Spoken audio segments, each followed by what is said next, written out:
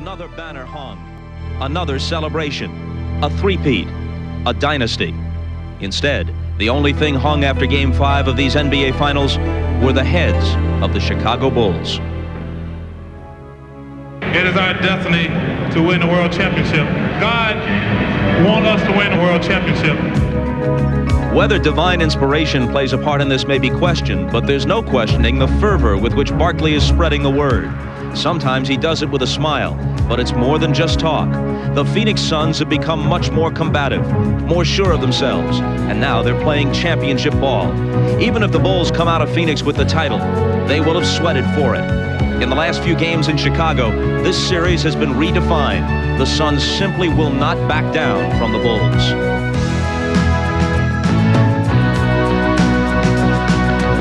The Bulls are still flirting with history, but they could be flirting with disaster as well. 5 times in these playoffs, the Phoenix Suns have faced elimination. 5 times they've won. After what happened this improbable past week in Chicago, who's to say they can't do it again? I just believe in my heart that it's just our destiny.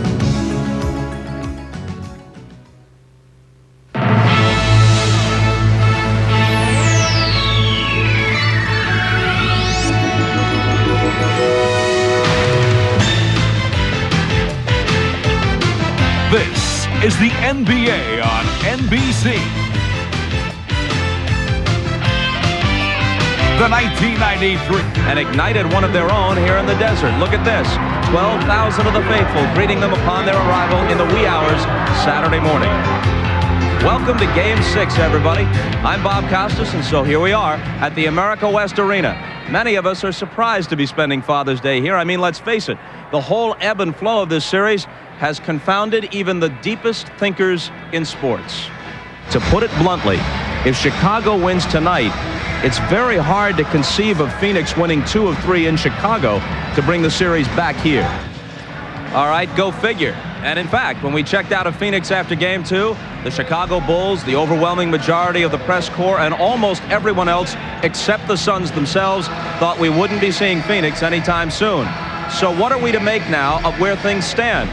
True, the Suns have renewed confidence, home floor, and they appear fresher late in these hard-fought games. And this, Game 6, is a quick turnaround, factors which appear to favor Phoenix. On the other hand, the road team has won 4 of the 5 games in this series, and Chicago has won all 3 games they've played in this building. 2 in this series, 1 in the regular season. So, what are we to make of these conflicting trends? Do the Bulls come in here dragging while the Suns are exhilarated? Or are the Bulls, as they have so often been in the past, energized by a challenge, fueled by anger at the impudence of the underdogs and the inconvenience of a return trip to the 112-degree heat of the desert? But of course, it is a dry heat. One prominent Chicagoan is quite clearly displeased. As much as we can limit the confidence that this team may have, it's better for us. And I think if we can get it done now, we may be facing a tiger back in Phoenix. So I told the guys, you know, I'm not going back to Phoenix with you guys. If you guys want to go back and play, you're going by yourself. I want to get it over with right now. Somehow Michael was persuaded to board the charter. Therefore, all the starting lineups are intact except for ours. Magic Johnson has taken a pass tonight to attend the wedding of his brother Larry this weekend in Lansing, Michigan. But Marv and Mike are in the house, and we head down to the floor to join them now. Marvelous. All right, Bob. Now, Czar, you and Magic were adamant in making the point early in Game 5 on Friday night.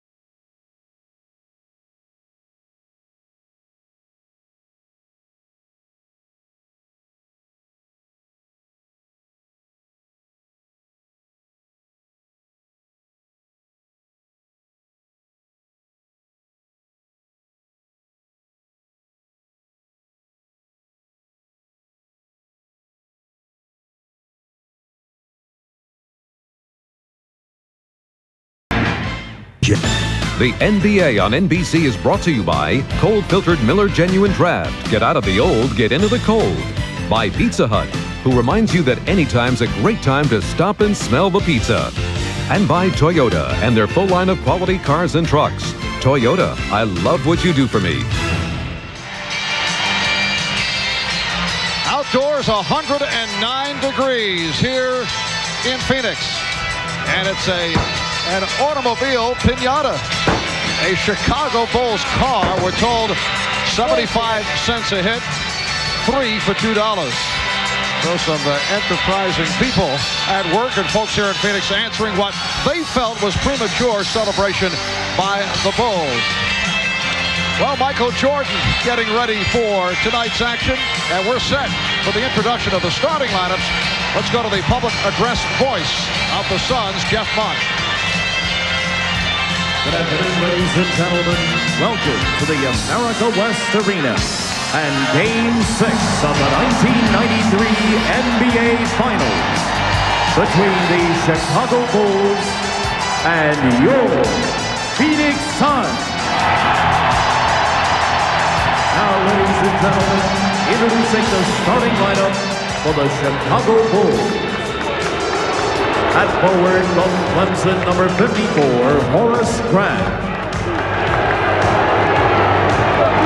At forward from Central Arkansas, number 33, Scottie Pippen.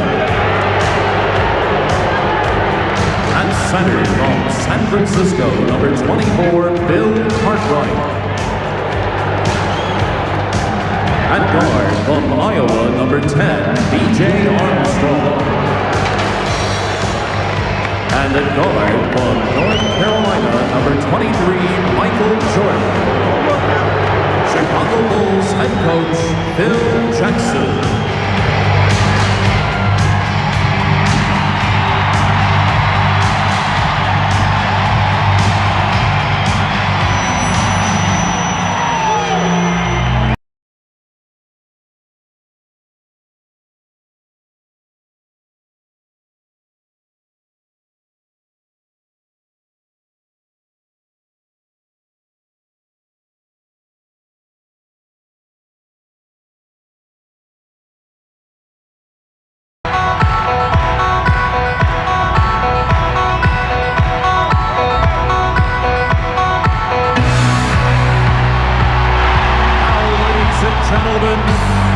Here's the starting lineup for your Phoenix Suns. At guard from California, number 7, KJ Kevin Johnson. At guard from Central Michigan, number 9, Dan Marley. Centered from Old Dominion, number 41, Mark West. At forward from Oklahoma State, number 21, Richard Dumas. And then forward from Auburn, number 34, Charles Barkley. Phoenix Suns head coach, Paul Westphal.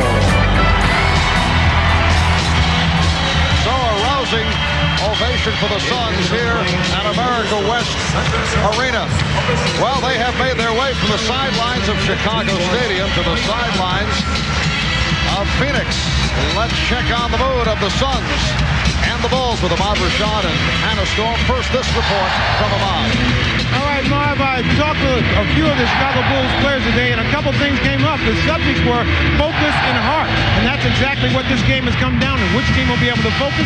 Which one has the heart? Now, if you thought that the Bulls might be despondent or down because they weren't able to close this thing out on Friday, that's not the case. They all were very upbeat and all very confident. Now, you and Mike talked about the supporting cast role of Michael Jordan. One, Horace Grant. I asked Michael about that. He said the one guy that you don't have to worry about on this team tonight is Horace Grant. He has come to play. Hannah? Ahmad, the Suns may be facing elimination for the 6th time in these playoffs, but they are as loose as ever. Danny Ainge missed the shoot-around before before the game, but everyone was teasing him about it. No one was mad, not even Coach Paul Westphal. Also, Westphal was kidding Barkley about the fact that he had half as many rebounds as Dan Marley in Game 5. So Barkley came back and promised Westphal flat out that he would have no less than 17 boards tonight. By the way, Barkley's injured elbow is feeling much better. Here's the indicator. Barkley played golf on it for the first time yesterday. Marv? All right, Hannah. 17 rebounds promised by Charles. The officials, Darryl Garretson, Mike Mathis, N.T. Rush. Bill Cartwright will jump against Mark West. And the Suns control the opening tip. Kevin Johnson guarded by B.J. Armstrong. Dan Marley played by Michael Jordan. And here is Richard Dumas. Richard Dumas had the terrific game in Chicago on Friday night. And Horace Grant going to the hoop. And he hurt himself. Mark West, who was not in early foul trouble on Friday night, which was a major factor, picked up that foul. Horace Grant said after the game the other night it was the worst performance of his life. 38 minutes, 0 for 4, only 1 point, and the Bulls trying to get him involved right at the start. You saw two things happen early for Chicago. One, Michael Jordan going to the defensive boards to help his team out. They were out-rebounded by 10 last game. Second was Horace Grant early, trying to get himself out in the open floor, pick up an easy scoring opportunity. Two things that were a concern after Game 5. Horace only 1 of 4 from the line on Friday night. And it was one of those situations where, with Horace, who has had a terrific playoff run, it was not the foul trouble that cost him the other night. Pippen able to keep it alive. Tries to feed Grant, broken up by Marley. And perhaps on Scottie Pippen's mind, keep going to Horace early in the game. Let's try and get him going. When he's good, we're very good. Nice lead. Dumas was rejected by Grant. Good look from Kevin Johnson, but Dumas was stopped. Michael Jordan on a pull-up. Yes. The Bulls 3, and the Suns nothing. Just at the moment that Jordan was ready to pull up, Richard Dumas, who had picked him up in transition, lost his footing, slipped, and gave Michael a wide-open look at the rim. Now Barkley backs on Grant. No help at the start of the move, and Cartwright came over, and a foul is called. So Barkley will go to the line. Cartwright picked up the foul. The value of Grant to the Chicago defense, his ability to rotate over and block or change shots. And then an early commitment by Chicago. Here comes Cartwright late. They want to double team big against Charles Barkley. Charles Barkley, a 76% free throw shooter this past season. That was his best mark in his NBA career.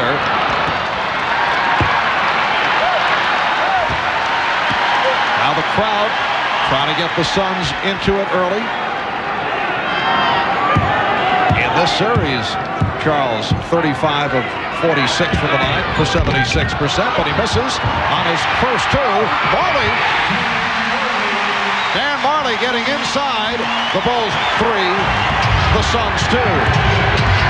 Armstrong played by Dumas. Johnson battling for position was called for that foul. One way to get Kevin Johnson off of Michael Jordan is get fouls on him early. They feel that Johnson has the ability out in front to move his feet and stop Michael's penetration. Michael goes right down low, doesn't mess around with the perimeter game. Post him up. Jordan. And Barkley on the run. Bulls able to get back. Now Cartwright over to help out. And again the Suns play it beautifully.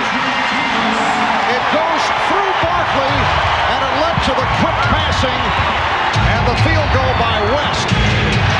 Exactly what we had mentioned that Phoenix did in Chicago Stadium. Matured as an offensive team in the half court. Willingness to swing the basketball to the opposite side of the floor. Shot clock at 5. Armstrong for 3. B.J. Armstrong, who had an off game on Friday in Chicago. Able to connect from downtown. The Bulls 6 and the Suns 4.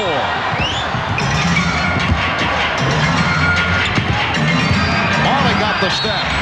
Yes, and it counts.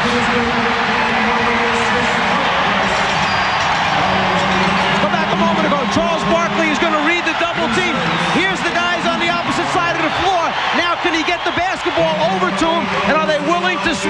One pass, two passes, picks the defense apart.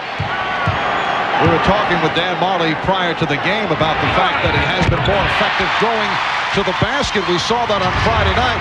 He now is taking advantage of the Bulls not allowing him the deep shot, and he's been getting the step as he did right there. The foul is called on Jordan, his first. It'll be Chicago ball, 13 on the 24. You see the unusual matchups of Kevin Johnson on Michael Jordan, Marley guarding Pippen, and Dumas guarding BJ. The thought there, two superstars, Pippen and Jordan. Let's take one of them out of it, put Marley on. Pippen, reduce his game. And Scottie Pippen will go to the line as Mark West is called for his second foul. So a quick 2 on West.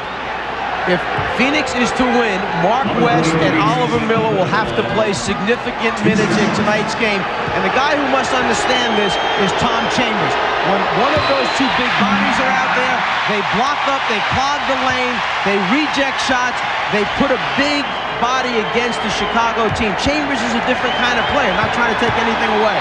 Well, you can see the way the Bulls have been struggling at the foul line. Pippen hits 1 out of 2 from the line. Bulls 16 for 24 from the line on Friday and killed them 67%, while the Suns were at 81% from the line. The game is tied at 7. Dumas working off the dribble. Now Marley, again not given the room. Shot clock at 6. Barkley stolen by Jordan. Here's Jordan on the run. Jordan loses Barkley, able to steal. Charles did it with a smile, and now Barkley slices through to set up Marley for 3. The hustle by Barkley, and a timeout was called. Smart play by Charles. He indicated the timeout to Darryl Garrison, so he was able to save it. It's a 20-second timeout. When Charles Barkley faces up and starts to put it on the floor, Michael Jordan was the next closest man. Michael's decision, do I leave Marley, the three-point shooter, and help out? He caught Charles right in the middle of the dribble, but Charles never gave up. Jordan loses the handle. Charles runs it down from behind, even gets a little chuckle out of it. Get possession, call timeout before you go out of bounds. Excellent move by Charles Barkley.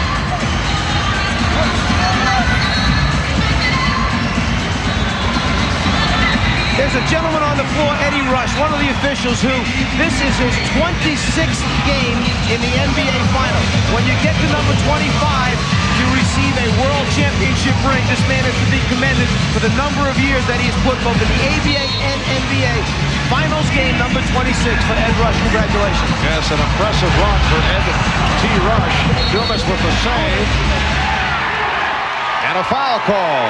A pushing foul. Charged to Scottie Pippen. That is a third team foul called on Chicago. From the timeout, the backdoor lob, which is something Phoenix likes to do.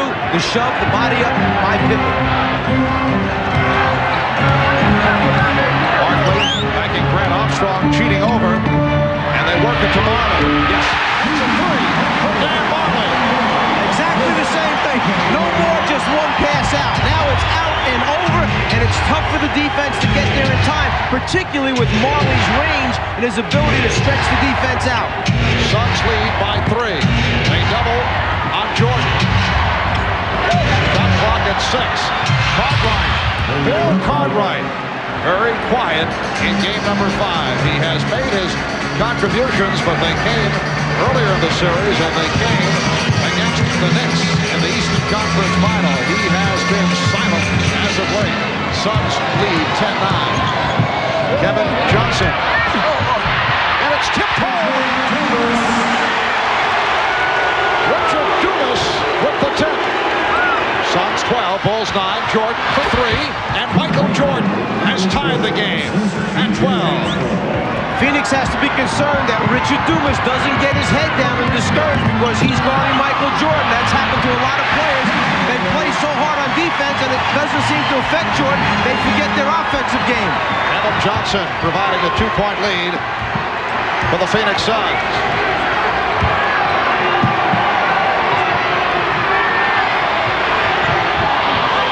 Open shot for Pippen. Barkley for Johnson goes all the way. Phoenix 16, Chicago 12. I would think Phil Jackson's fine right now. He knew that Phoenix was going to come out and play with such an emotional high. It's a matter of withstanding it during the first quarter. Be close enough to then make a run. Scottie Pippen with his first field goal. Marley breaking down.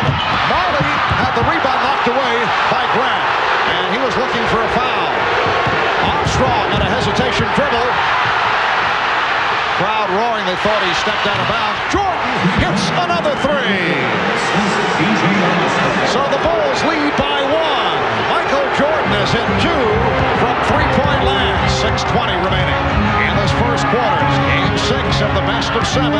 If the Suns win it, there will be a Game 7 here in Phoenix on Wednesday. Foul call on Armstrong. Michael Jordan showing both parts of his game early, down low inside, posting up against Kevin Johnson, and now he's catching Richard Dumas, the rookie, in late rotations, stops behind the three-point line, hits one. KJ moves back to guard him. He just shoots right over the top again from behind the three-point line. Timeout taken, 6:13 left in the first.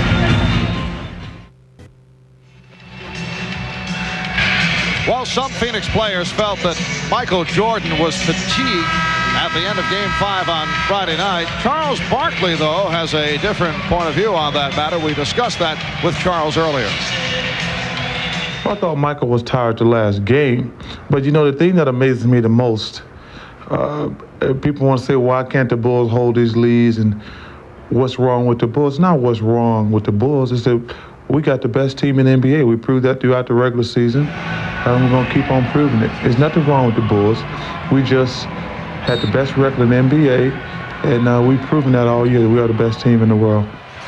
Charles Barkley supporting the Muhammad Ali theory of ultimate confidence throughout this entire series. Honestly believes in his team and that they're going to get it done. Armstrong with the open shot, and the Bulls now lead it 19-16. These two teams have done it differently. All 7 of Chicago's field goals have come from the outside. Perimeter shots as Pippen comes up with the steal. For Phoenix, 5 of their 7 field goals have been layups or dunks. Oh, hard foul given by Oliver Miller. And Scottie Pippen is shaken up. There's no question that Phoenix liked what they saw in the last game about their physical defense. There's no way that they're going to allow Chicago to get to the rim for easy dunks and scores. Oliver Miller checking in a moment ago, replacing Mark West, and here's Scottie Pippen to the foul line. The Bulls having their problems once again at the line. You have to look at it this way. Between your 2 centers, and I'm talking about Mark West, Oliver Miller, you have 12 personal fouls to give up. Then you have Tom Chambers, a different type of center who can come in, use up 6 more. 18 personal fouls, don't let him get easy scores. Bulls shooting very well, though, from the field here in the first quarter. They've hit on 7 out of 9, and they lead it 20-16. Dumas, Barkley, Miller up front, Marley, and Johnson at the guards. Now single coverage on Barkley. Here's Dumas. Well, Dumas has been off. And the change-up by Chicago. No Bill Cartwright double teaming. That time Michael Jordan came on the double team. Jordan coming late after Barkley was able to back into position. Here's Pippen.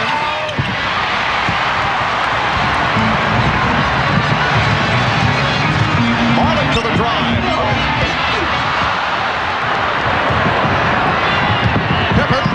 Gives it back to Jordan, looking for his 3rd three-pointer. The save by Grant. And the Bulls will regroup just under 5 minutes remaining in the first quarter. Jordan pitched it back out. Cartwright able to get back to it, goes down. Johnson with the steal. 3-on-1. Marley from Barkley. Counts and the foul. Committed by Pippen. It's a blocking call. Hustling after the loose balls. Cartwright gets control, but he doesn't have his balance. Goes down, loses possession of the ball, which turns immediately into a transition opportunity for Phoenix. Pippen tries to take the charge, but he's under the rim. The official's not going to give it to you there, so the block is called. Second on Pippen. Danny Ainge has come on for the first time. Ainge replacing Dumas. Richard Dumas of field goal, 2 points. 4:35 remaining, first quarter. The Bulls 20. The Suns 19. Chicago a little uncertain coming down exactly what they were trying to get into after that free throw. 5 on the 24. Grant. Jordan pitches back to Grant. Pippen with the stop. Oh, what a move by Scottie Pippen. And the Bulls now lead by 3. Ainge on a quick release for 3.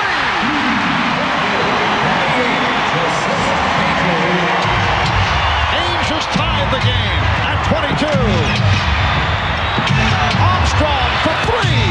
B.J. Armstrong hitting on his second three-pointer from the very same spot. It was Danny Ainge that left B.J. Armstrong, came over and closed the lane down so that Jordan couldn't penetrate and finish the play. Michael kicked it right to the deep left corner where B.J. makes a living by floating to the spot-up area. Nice pass. Miller blew the shot. Bulls with a 3-point lead. Pippen with the spin.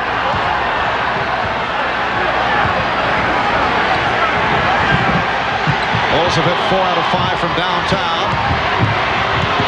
Jordan went to the crossover. And Barkley leads a 4-on-3. Fouled by Jordan. It's a blocking foul. That is his second. Back a moment ago to Chicago on offense. Pippen. Oh, the great pass by Charles Barkley. You've got to try and dunk and finish the play. Jordan trying to step in to steal it. A little bit too much body in there. And Barkley will go to the line. The Bulls are over the limit. Michael Jordan was able to strip Barkley earlier and was looking to do the same. That led to the foul call at center court. Now Phil Jackson takes a timeout. 3:09 remaining in this first quarter. On offense, Scottie Pippen realizes that Miller can't move his feet. It's a matter, can he elevate over Charles? He certainly can.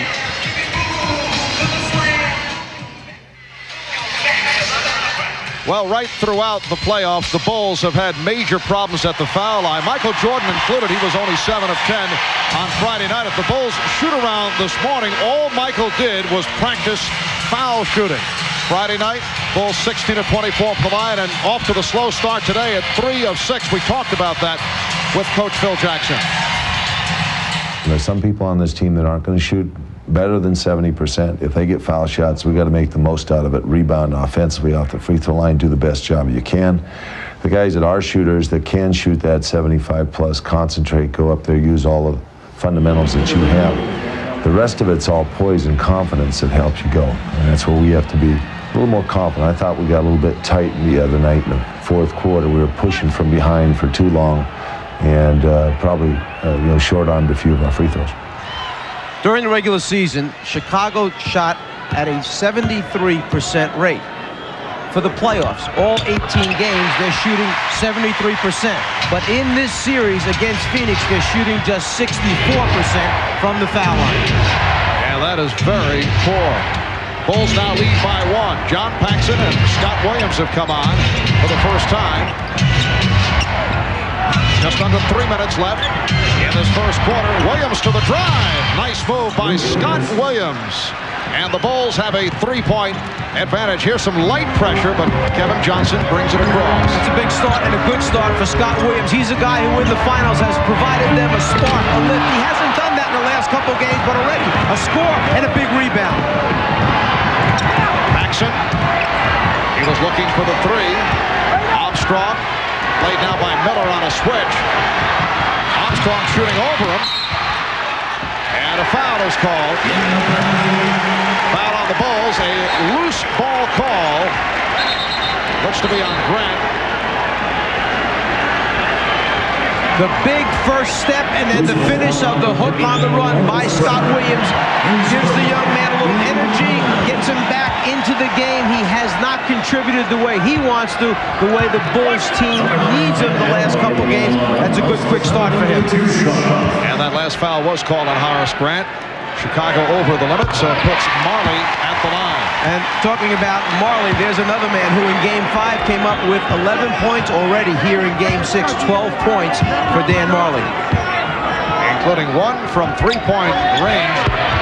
In Game 3 in the triple overtime, these two clubs combined for an NBA Finals record 14 three-pointers. They already have combined for 6 in this first quarter. We come up on 2 minutes remaining in the quarter. Jordan, yes.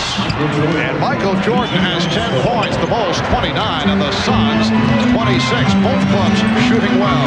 Michael Jordan saw the double team coming from the top, the foul line area. What he did is he turned immediately to the baseline away from the double team so it wouldn't affect his shot. He knows he can jump over the top of Kevin Johnson and get a good look. Barkley. Charles continues to struggle from the outside. That's where the Bulls like to see him shooting from. A good possession by Williams, but he was rejected. Miller with the block. Barkley felt the contact. Phoenix felt there should have been a foul in the backcourt as Kevin Johnson went down. They get the call up front. Armstrong fouling Barkley. When Michael Jordan gets into this area and posts up, the double team is going to come from here. What he does immediately is turn away from it towards the baseline to get the shot off. If he turned to the middle of the lane, he would turn right into the double team. Instead, turning away, he gets a good look. Michael Jordan with 10 points, leading the Bulls. Dan Marley leading Phoenix with 13. Barkley only 2 out of 4 from the line. Number 21, Richard Hughes, returns to the Suns lineup. And now B.J. Armstrong will sit down. Trent Tucker comes on for the first time. B.J. 3 out of 4, including 2 three-pointers for 8 in all. Notice Charles Barkley does not have the pad on the sore right elbow, so obviously it is feeling much better.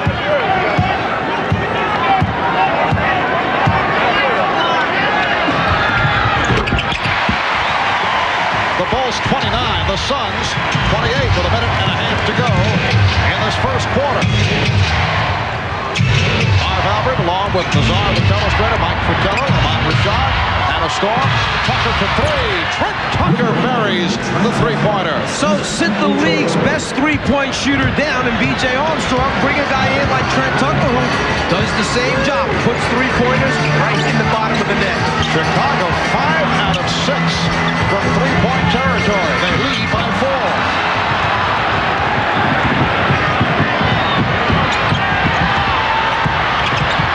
Jordan lost it momentarily off his foot because Oliver Miller stepped up big and wasn't going to let him to the front of the rim. Give and go did not work between Jordan and Grant, but deflected out by Phoenix. And you have to like the style of basketball. Pass, cut, get it back, look to try and play unselfishly. Bulls with 8 on the 24. 45 seconds left in this first quarter. Darryl Garrettson over perhaps talking about a fan, a heckler who may be bought. And there is the guy that he was talking about right behind the Chicago bench who was thrown out of a previous game here in this building by NBA security. All right, Jordan from long range. That's a 3. Michael Jordan with his 3rd three-pointer, and the Bulls now lead by 7.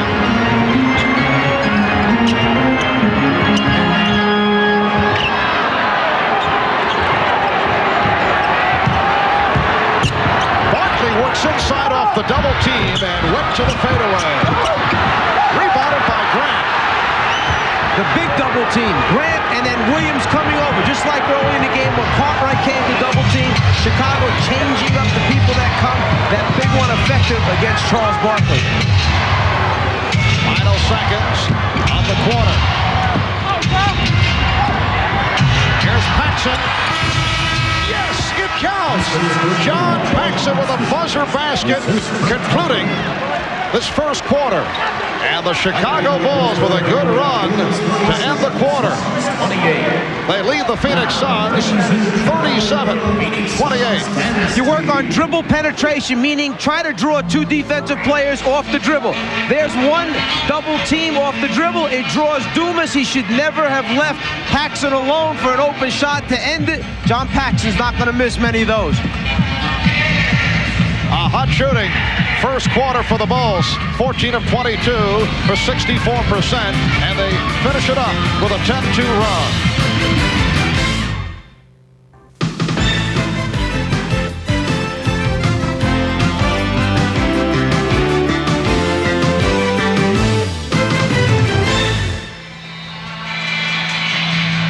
Well, you are looking at the NBA's most notorious fan, professional heckler. Would you believe this man is an attorney? His name is Robin Ficker. I know many of you are aware that he usually sits behind the visiting bench in Landover for Washington Bullets games. Well, he's here in Phoenix, and Horace Ballmer, the director of security for the NBA,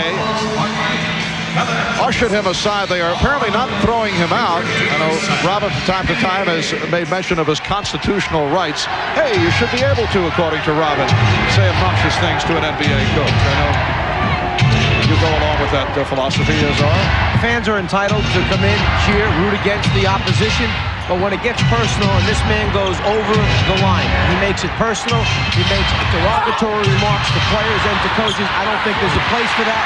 No one wants to see a player or a coach react and go into the stands. Well, then you must protect those people with security enforcement. Get those type of people out of the stands. Foul on Scott Williams. He was here the other day, and Phil Jackson and the Bulls were saying, hey, they wouldn't be surprised if the Phoenix Suns actually gave him a free seat and put him right behind the bench. Charles Barkley claimed that he bought the seat for him. And he was being facetious. Here's Danny Ainge. Rebounded by Scott Williams. Let's go over to Ahmad Rashad. All right, Marv, I just spoke with Daryl Gerritsen, and he told me that he had given this fella one warning, and if he had to warn him again, he was out of here. Marv? Scott Williams gets inside.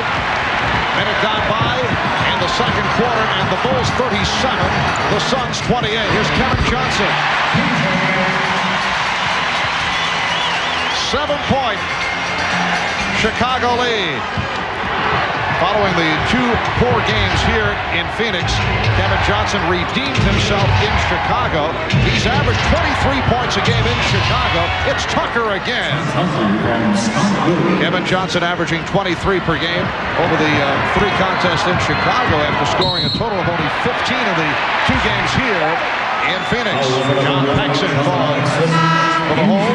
Here's Scottie Pippen making his return. And Marley will check back in, as will B.J. Armstrong. And Michael Jordan gets a rest. 5 of 8 from the field for Jordan. 3 from downtown. 13 points in all.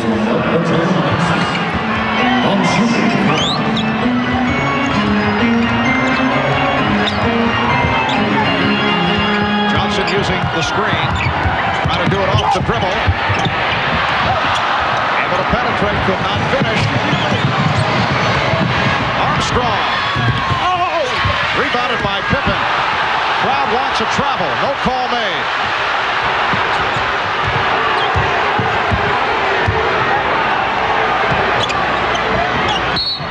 Foul committed by Dumas, trying to slap the ball away. You can see a sharpness, a crispness to Chicago's half-court offense. Timeout taken, 9:53 remaining. First half.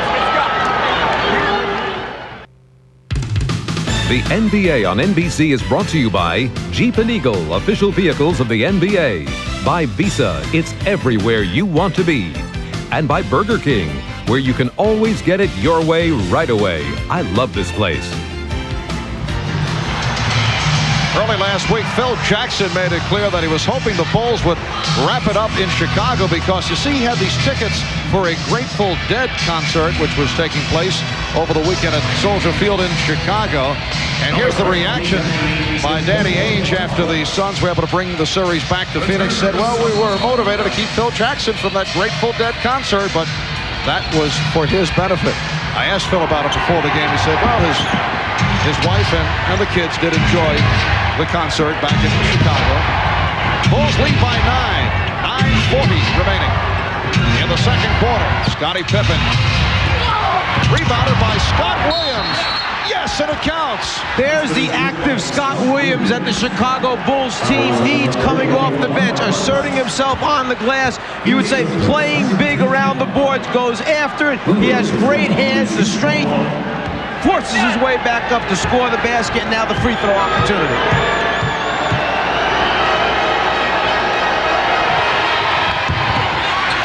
Scott too strong, but Pippen is there. That was blocked by West. 3-on-2.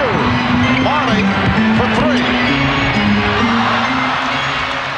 And again, it's Williams on the rebound. Scott Williams has been an enormous factor off the bench. Bulls lead by 11.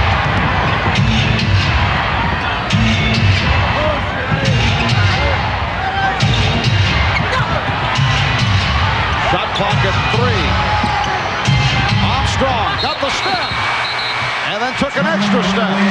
Traveling violation. I don't think Phil Jackson quite agrees that he took any extra steps. It was just a finish of a, if you call it 1-2, 1-2, and the hook. Pretty good argument. The Bulls in the midst of a 14-4 spurt. Barkley. And it will be Phoenix ball. Charles Barkley is 0 for 4 from the field. 4 points for Barkley, 1 point for Grant. All of Barkley's scoring coming from the foul line. Now Stacey King will come on, replacing Horace Grant. When you have a player like Horace Grant who matches up against Charles Barkley, you understand that at the end of the night, if you're looking at points, there's going to be a differential probably in favor of Charles Barkley. But what you want is, you want the differential to not be real big, like a 28-to-1 differential. Marley, 15 for Marley. Chicago leading 41-32.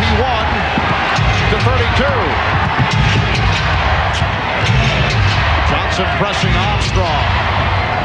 King, Williams, Pippen up front. Here's Tucker. Trent is on fire. When he takes that shot and hits it moving to the left off the dribble, you know that he feels the touch. What a move by Kevin Johnson. The Bulls now lead 43-34.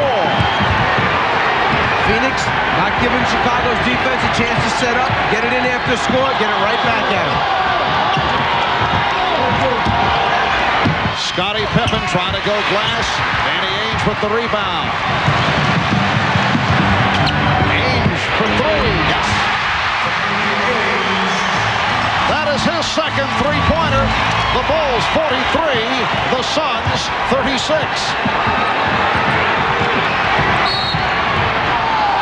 Holding foul called on Johnson.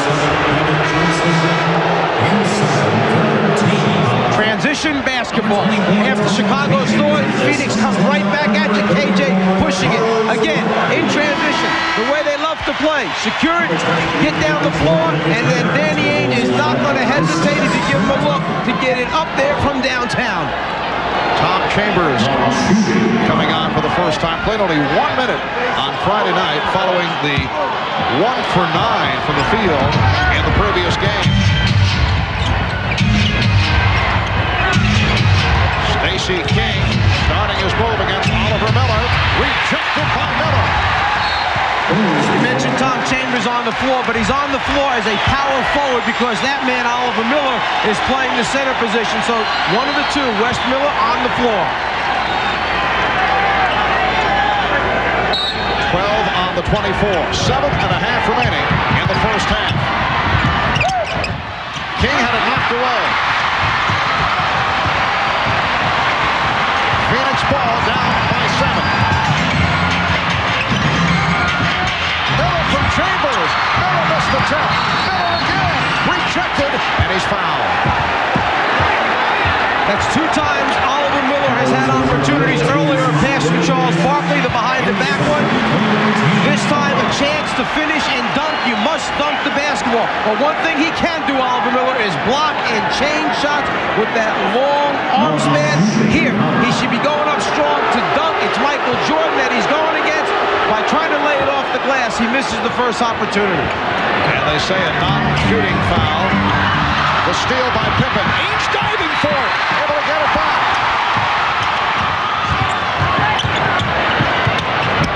Chambers. Yes. So the Suns coming back at the Bulls, who now have Michael Jordan back on the floor. They've cut it down to a 5-point Chicago lead. Jordan lost it. Johnson made the play. And Jordan could hold on. Kevin Johnson staying low to the ground, gets those hands in there, as coaches say, gets the deflection.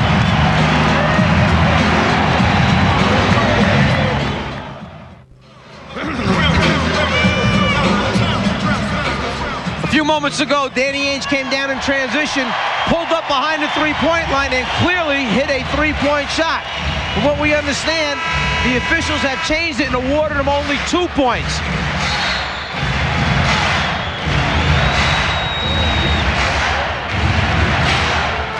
Scramble, madness, loose ball, bodies on the floor.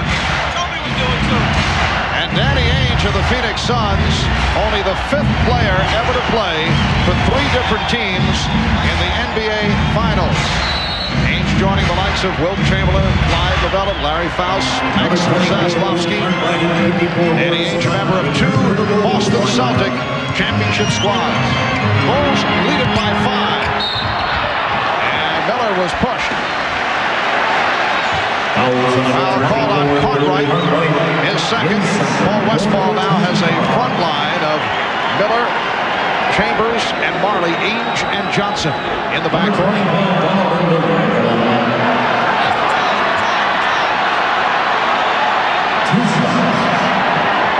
Oliver Miller will shoot a pair.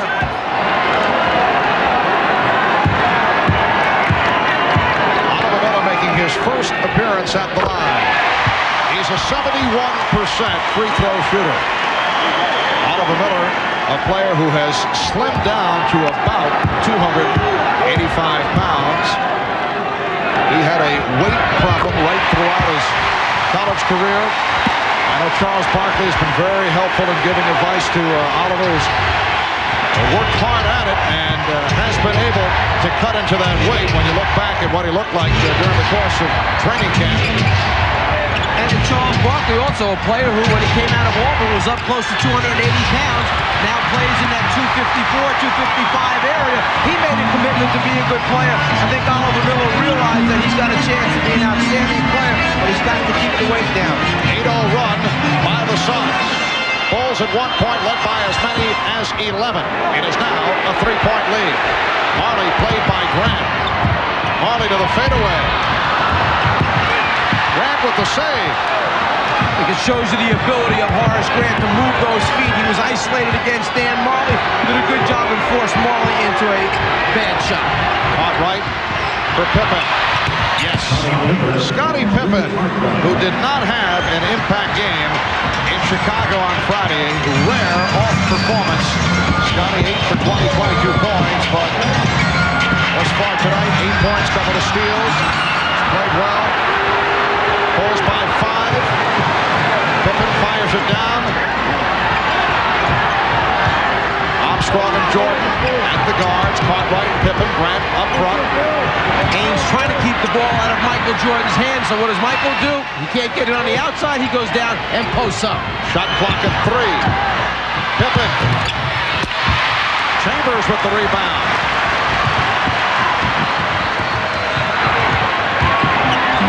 Kevin Johnson. And a loose ball foul called on Chambers. If Michael can't touch it, then he can't shoot it. Danny Ainge trying to deny it without the basketball, so Michael goes down into the box area, waits for the team to reverse the ball, get it to him in that scoring position. Here's Charles Barkley returning, replacing Oliver Miller.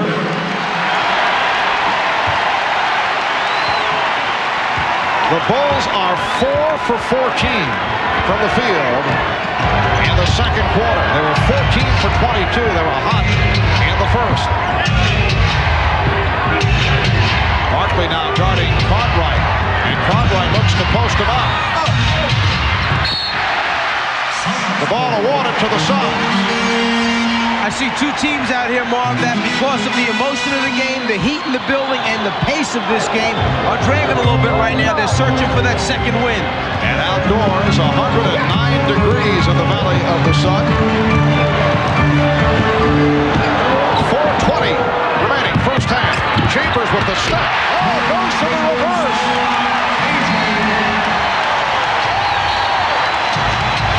Chicago's lead is 3. Bulls have missed 5 of their last 6. Jordan met by Chambers and foul. And the Suns are now over the limit. Go back to the offensive end. The good screen was set by Chambers. KJ got him the ball, and then leaving, no doubt, he took a lesson from Oliver Miller about missing those easy ones off the glass. Chambers throws it down with a little reverse. Tom Chambers tomorrow will celebrate his 34th birthday. Players had back problems, hamstring problems. Discussion between Jordan, Pippen, and the 3 officials. Michael Jordan, I would think, is claiming. Although, wait a moment, the Suns are over the foul limit, so he goes to the line no matter what. So he cannot be talking about whether he was fouled in the act. What Mike is on is I'm gonna guess that after he's taking full responsibility. I'm gonna keep quiet for a second. Ages shot. 3 points instead of 2. I protest the game. I think they're going to award 3 points on the shot by Ainge instead of the change that they made to 2. I think the referees conferred and are trying to get it right. Ladies and gentlemen, facing the previous field goal scored by NAA was a 3-point goal.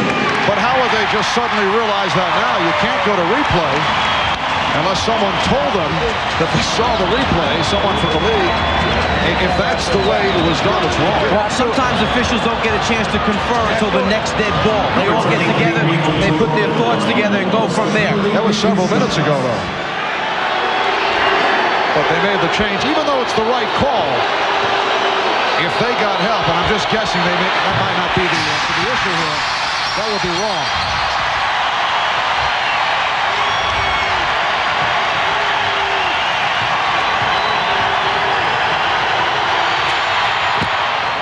So the Bulls with a 2-point lead. We're down to 4 minutes remaining, first half.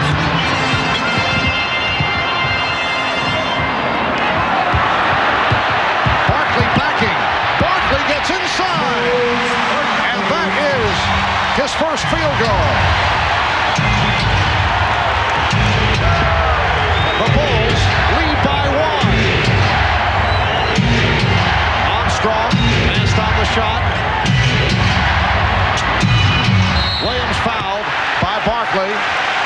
For Charles, his first. Charles realizes that the double team is coming from the middle, so if he can turn to the baseline and get it up before they can get there. Scott Williams tried to come middle and readjust coming baseline when he saw Barkley turning away, but it was too late.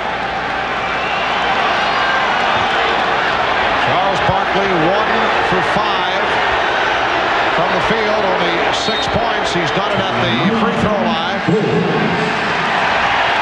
And a timeout taken by the Bulls. 3.5 remaining. First half, it's Chicago by 1. Okay, coming up on the Prudential Halftime Report, we'll be joined live by NBA Commissioner David Stern. Plus, we'll get Quinn Buckner's thoughts on the first half between the Bulls and the Suns. That's at halftime. Now we send it back to the floor. And here again are Marvin Mike. All right, Bob.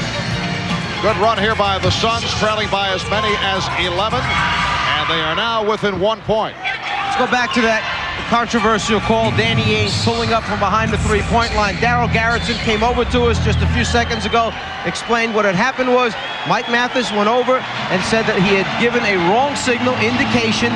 They waited till the game stopped. They got together, they clarified it, and on the next dead ball is when they are technically able to go and make the correction. That's what they did. Scott Williams to the foul line.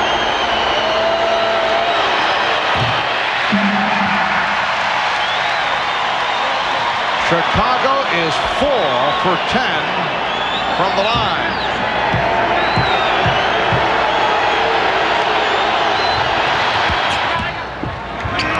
The Bulls 47, the Suns 45, and light pressure being exhibited by Chicago. Marley protects the dribble, moving it across against Pippen. Barkley, played by Grant. It's a one-on-one, no help. Now here comes Williams. Barkley with the fadeaway, and he's off. 1 for 6 from the field for Charles Barkley. Nice shot by Grant.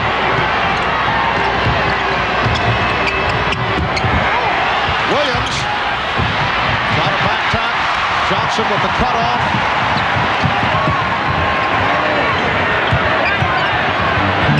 Pretty pass. Barkley on the follow. Won't count foul before that putback. It's called on Grant. What happened was Chicago got caught. 5 offensive players for Phoenix against 4 for Chicago, because after Scott Williams made the strong move to the basket and no foul was called, he laid on the floor.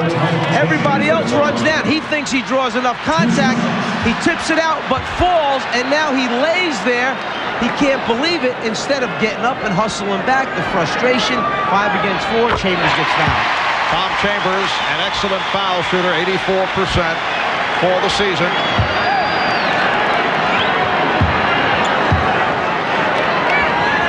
He can tie the game here.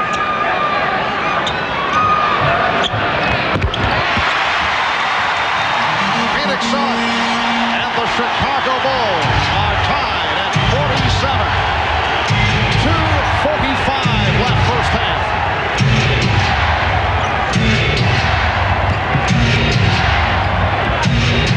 Jordan looking to post up. Jordan with the duck under move, and he drew the foul. Barkley came over to help. Jordan went to the reverse. Barkley called for his second foul. A little bit of change this time. Instead of turning baseline and shooting a jumper, he keeps the dribble alive, and now with the ability to stay in the air, draw body contact, and still try and get a shot up there. Michael Jordan will go to the free throw line for 2. Bulls have gone cold in the second quarter after the sharply played first quarter. Suns with a 15-4 run, and now the Bulls lead by 1. Frank Johnson checking in, replacing Tom Chambers. Chambers hears it. 6 points. Good job off the bench for the veteran Tom Chambers.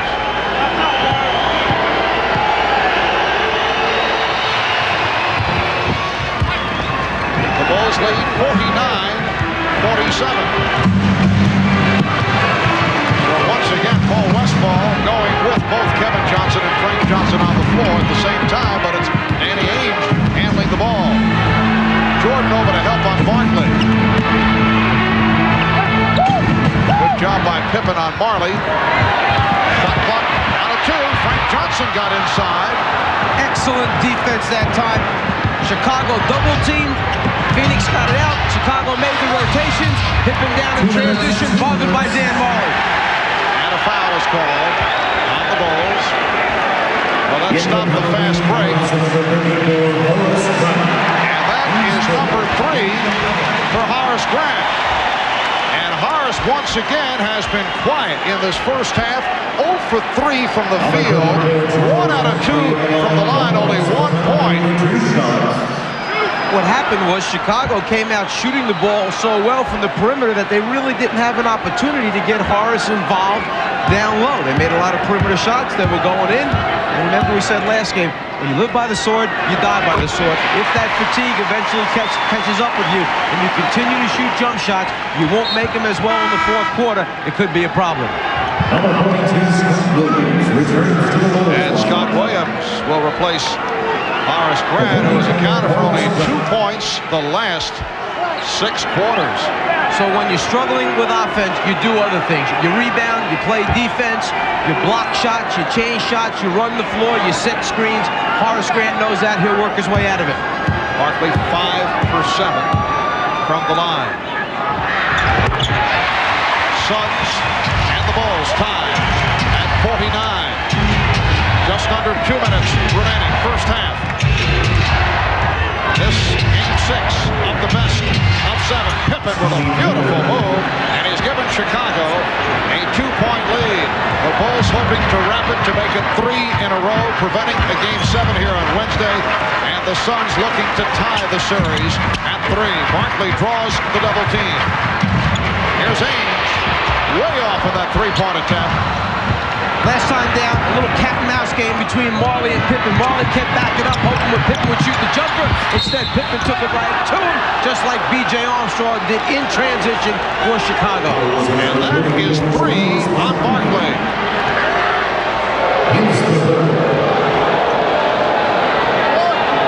Once Chicago secures the ball and outlets it, B.J. takes it the rest of the way. Barkley goes up, tries to avoid the contact. B.J. helps a little bit by jumping into him. And Charles a little bit frustrated at the offensive end because he can't find his teammates in the spots where he can get a good look to throw out of that double team. He's either got to get rid of it a little bit sooner or they've got to do something else in their offense, a little wrinkle, change their cuts to the basket to help Charles see him more easily. Mark West checking back in.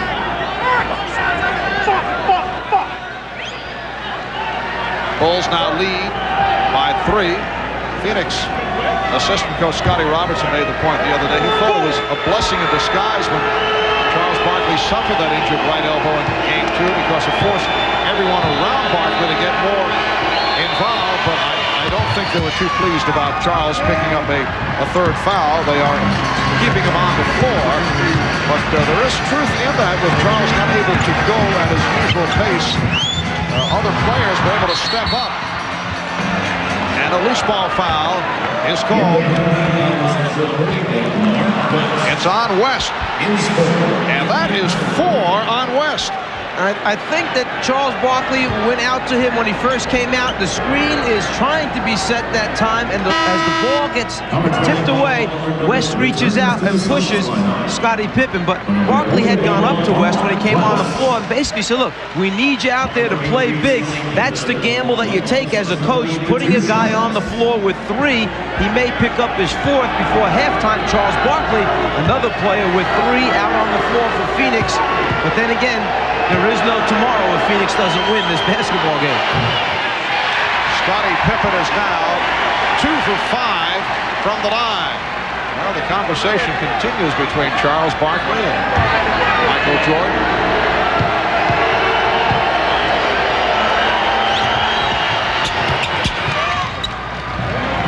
Chicago 54 and Phoenix 49. I'm a little nervous for Phoenix with a minute to go. It might be time to get Barkley out of there. He has 3. You can hold on for the last minute. And Johnson lost it.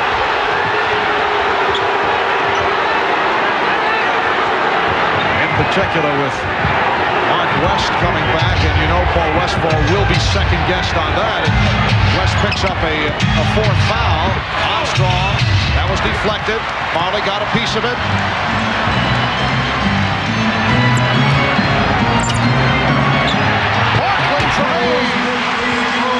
Barkley lost Williams, and Ainge saw it all the way. Just like I said, leave Charles Barkley on the floor. That was only his 2nd field goal. Chicago leads by 3. Half minute left, first half. Here's Pippen. Not even a challenge that time. Smart by Charles Barkley. Let him go. He got you deep enough. If he makes it, he makes it. Don't challenge and pick up the next foul. 13 points for Pippen.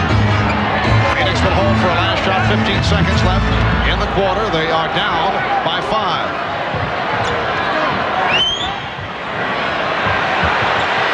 seconds remaining. Barkley off the dribble. Here's Marley.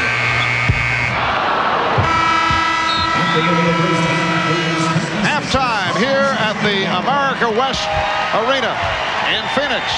The Chicago Bulls leading the Phoenix Suns 56-51. Bob Costas coming up with the Prudential halftime report. We'll be back in a moment.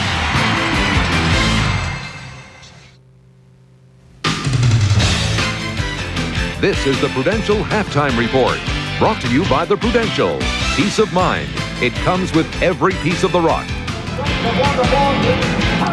Halftime of Game 6 in Phoenix, the Bulls leading the Suns 56-51. We're joined by NBA Commissioner David Stern. This is his first network television interview during the finals, so we bring this up as we try and touch on as many substantive issues as we can in this short time available to us. We bring it up not to turn the heat on Michael Jordan, but to clarify the issue. Are you satisfied that this is not a serious concern for the NBA, the latest round of stories about his gambling? Yes, I am, but it's raised a good issue, and I think it's something that we have to be, I think, very cognizant of in the course of the summer, not for Michael, but for dealing with the questions our fans have raised about our players, and we're looking into a lot of related subjects on gambling per se. How can it not be a serious concern if the most prominent figure in the league is involved persistently in high-stakes gambling? Well, what's your debt structure, Bob? How much money do you owe? It doesn't make any difference. I don't represent the NBA. I'm a reporter. But I'm not about to... Well, no, you represent NBC, but I'm not about to go about and see how much our players owe. I don't think they should owe it to the wrong people. And I have to know more about Mr. Esquinas, whose book you did an infomercial for some time ago. Are you planning to speak with Mr. Esquinas? Yes, we're involved in a series of investigations on the subject. Speaking of books, Bob Green, a very respected reporter, wrote a book with Michael Jordan. Quoted Michael as saying that after the allegations arose concerning his gambling and checks were found in the hands of pretty clearly unsavory characters, right, Slim Buller and others, he was called into your office. Michael characterized the 2.5-hour meeting as being about a half-hour worth of substance and the rest just for show, so it could look like the NBA was being tough on him, and right, he assured the league that there were no other checks out there, nothing else bouncing around. That turns out perhaps not to be true now. He assured the league that he understood the gravity of the quality of his associations. We had quite a conversation on that subject. It probably didn't have to take more than 5 minutes, but it took considerably more than that, and we got certain assurances from him on that subject, and we'll be following up with him on that. There's a perception out there, not unanimous, but a perception that's somewhat widespread, that the league is reluctant to discipline Jordan. Is that your perception? No, it's a perception that's out there that you I don't hear. deal, there are too many times in the course of these finals when people have said, I don't say, but they say. He says, and there's a perception. The perception is that this league takes care of a variety of problems, and a good question has been raised about gambling. I have a concern, but the problem is morals have changed in the last 30 years or so. 40 states promote it. We've got casino gambling all over. And that perception that you talk about is fueled in part by people saying that players shouldn't even frequent casinos. Well, that can't be. It's legal, and I'm not about to go rushing off to enact a series of rules. Not all high-stakes gambling is legal. That's true. So it could be a possible concern. And let me clarify here. No one wants to put excessive heat on Michael Jordan. He is a good guy as well as a great player. And most people are sympathetic to the invasion of privacy issues, the extraordinary scrutiny he's under, the fact that people can exploit his name and the names of others in similar positions. But somewhere within all this tabloid stuff, there is a legitimate issue. Yes, I agree. The legitimate issue is the association of players and the question of who they associate with and what it does with respect to the league, and what steps the league should take to deal with that subject. I'm just a little sensitive on the subject of the course of perceptions. I mean, we try to deal very directly with a number of concerns here, and we'll deal with the issue of gambling as well. And you're satisfied the message has been received by Michael and others? I'm satisfied. If it's a good message, whether it's with your family, your kids, whatever, you have to keep delivering it. And we, with our Players Association, will be dealing with this in the course of the summer, and I'm sure for some time to to come. Our time is short here. Are any changes planned in the lottery system with Orlando winning back-to-back? Which was always mathematically the same chance, but it happened to be the same team consecutive years. There are two things that people are talking about in amongst general managers in the league, and like I've heard a couple of ideas. One is sort of, I think they'll call it the Orlando rule. You can't win back-to-back. A little late for that. And the other is to perhaps weight the lottery a bit more. Instead of 1 out of 66, someone make it 1 out of 6,000, but maybe 1 out of 166. But some different weighting amongst the teams would appear to be in order. Last question, real quick. You put in new rules against violence. That's a concern. Is trash talking a concern, or is that just a colorful part of the game that you shouldn't legislate against? Well, like as with everything else that we do, it's an issue, and I think it's something that we've been sensitized to. We'll see where it leads. Everyone said that the trash talking was leading to violence. I think that wasn't the case. I think that we've dealt with the violence issue in a pretty good way, and we'll just keep an eye on both that and trash talking as next season develops. Commissioner Stern, thanks a lot, and as we say so long, across the board, congratulations for the general standing of the league. I mean, this is an all-time high. Everything this whole past year has been a dream. That's a setup. I love this game. Thank you, and it was brief, which we appreciate also. Up next, Quinn Buckner joins the proceedings as we take a look at tonight's first half after a message from Prudential and a word from the NBA.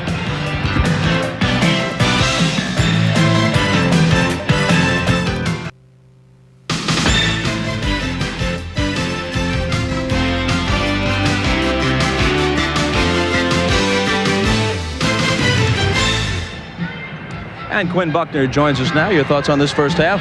Well, I thought that the Bulls came out. They were much more focused than they have been in the past. And I think when you know that, they've been aggressive. By that kind of aggressiveness, I'm talking about Michael Jordan. Michael decided to take the team, put it on his back. What he wants to do is really be active, taking the ball to the basket. Right here, you see the help here and here. This is Kevin Johnson, B.J. Armstrong. Right here, when Michael penetrates, you see the help coming. B.J. Armstrong gets open for one of his three-pointers. Trent Tucker got open. But it's that kind of penetration, aggressiveness you need. Now, Chambers on the other side, if you look at what happens with Phoenix, came in, and he was a guy that played 1 minute in the last game, but now he is comfortable with what he needs to do. He has to stay active. He is one of the most active big men, and I thought he made a good contribution in that regard. Charles Barkley clearly not making his usual contribution, and yet the Suns are only down by 5, so they hang in. Well, I thought the Suns did a good job of what they want to do. They want to run the ball up the court. They were running after makes, which is really important for Phoenix. Remember, they were the leading scoring team in the NBA this year, so scoring after makes is big before Chicago can set up their defense. All right, we look forward to the second half. Right now, it's the Bulls over the Suns by 5, and we'll get back to Marv and Mike right after these messages from your local station. This has been the Prudential Halftime Report, brought to you by the Prudential. Peace of mind. It comes with every piece of the rock. The Bulls led by as many as 11. Phoenix able to get back into it. Marv Albert, along with the czar of the telestrator, Mike Fratello. Happy Father's Day to you. Same to you. Thank you very much. Hi, Dad. A high total of three-point field goals in this first half. 9 in all, 6 by Chicago, 3 by Phoenix, including a controversial three-pointer for Danny Ainge. It came as Ainge came down, and the officials were looking to get in their position. On the baseline is Mike Mathis, who gets the best look of Ainge coming at him, and he will decide if Ainge is behind or in front. You see his arm go down. That signals two-point attempt. He meant to put both arms in the air to signal the three-point attempt. He made a mistake. Again, you'll see in the bottom of the screen, there's Mathis with arm down. On the next dead ball situation, when the officials could speak to each other, Mathis went up to Darryl Garretson and explained he gave the wrong hand signal, which Garretson interpreted as a 2 rather than a 3. That is correctable. You can change that before the quarter ends. On the next dead ball, they went over to the table and awarded 3 rather than 2 points. All right, right here, let's go over to Hannah Storm, who has Phoenix coach Paul Westphal with her. Hannah?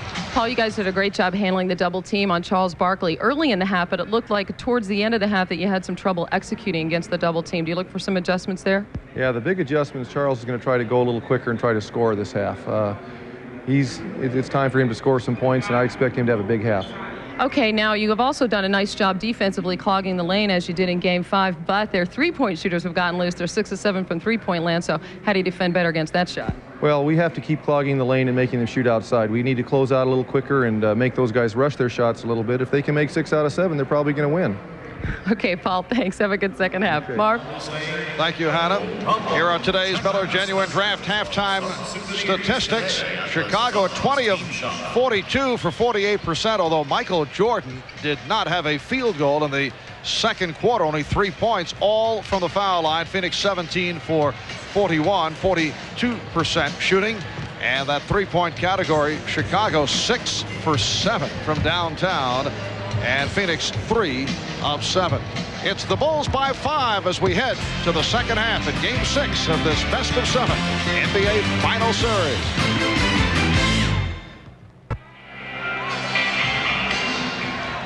We welcome you back to Phoenix, Arizona, as we head to the second half. Well, throughout the series, the Bulls' offense has been dominated by the scoring of that man, Michael Jordan. As you can see, 50% of the offense Game 4, 42% in Game 5 with his 41-point total. But today, it has been a different story. Percentage of Bulls points thus far, Jordan 29% with his 16 points. The supporting cast has stepped up, at least they did in the first half. Actually, the last field goal attempt that Michael Jordan got credit for, because you don't get a field goal attempt if you're fouled and the shot does not go in, was with 40 seconds left in the first quarter. He picked up 3 points in the second quarter from the foul line. And Jordan gets right back to it. The Bulls lead by 7. 18 points for Michael Jordan to lead Chicago. 13 for Scottie Pippen. B.J. Armstrong has 10. And Marley Hyman with 15 for Phoenix. Charles Barkley with 10, only 2 of 7 from the field. Here's Dumas, and he is fouled. Excellent pass that time by Tom Chambers. He started to take the ball to the basket. He saw Chicago step up and rotate. He made the next pass on the swing. Horace Grant called for number 4. 4 fouls on Grant, who has been quiet for the second straight game. Pippen steps up as Grant comes over. He tries to avoid the contact, but it's too late. Paul Westphal starting Tom Chambers instead of Mark West. West picking up his 4th foul in the latter stage of the second quarter, so it is Chambers, Dumas, and Barkley on the front line with Johnson and Marley in the backcourt. Now Scott Williams replaces Horace Grant. The Bulls very fortunate with Grant again being ineffective that Scott Williams has had a good one. Horace Grant, you saw looking over at the coaching staff, kind of with this puzzled look on his face, as if to say, what are you doing taking me out this early? John Bach, the assistant, leaned over, held up 4 fingers and said, Horace, you've got 4 fouls on you. He needs you at the end of the game. Jordan, rebound, Barkley. Phoenix trailing by 5. Barkley called for a foul. Offensive foul. And that is 4 on Barkley. Scott Williams caught in transition, tries to get over in front of him. The feeling is that Barkley initiated the contact by dipping the left shoulder. Charles can't believe it. Crowd wanted to travel on Cartwright. Scottie Pippen line drives it home, and the Bulls now lead by 7. Here's a tough decision now for Paul Westphal. Do you leave Charles Barkley in? Remember, he just told Hannah Storm that Charles is going to have a big offensive half, which meant they wanted to go to him. Now, picking up his 4th, he's going to leave him on the floor for the moment, but I don't know how long he can go with Charles. Scott Williams called for the foul, and Tom Chambers will head to the line. So that's 3 on Williams. Chambers 2 for 2 from the line.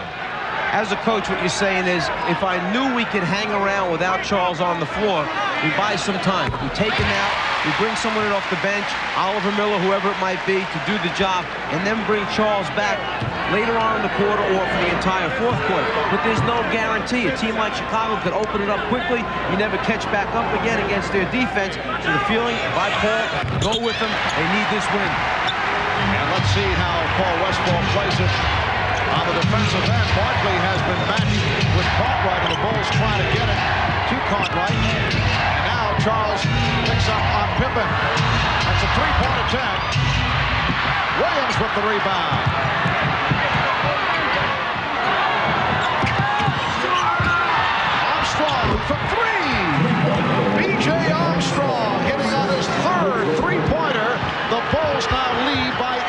see a smart veteran Chicago team. They came down and saw that Charles Barkley was playing Scott Williams, so what they did is they played pick and roll with Pippen and Williams, knowing that Charles would have to switch on to Pippen, so he would try to pick up another foul.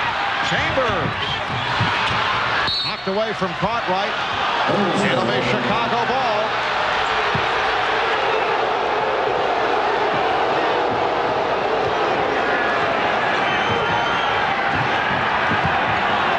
The Bulls 63, the Suns 55. And now Barkley guarding Williams, who is not an offensive threat. Jordan trying for three-pointer.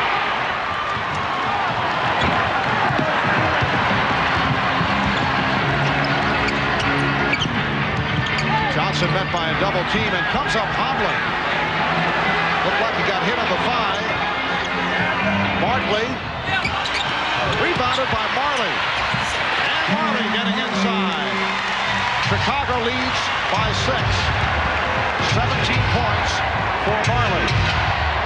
3 minutes gone by in the third. Scott Williams. I'm not so sure that's the shot that Phil Jackson wanted there out of Scott Williams. A little bit too excited right now. Chambers, yes.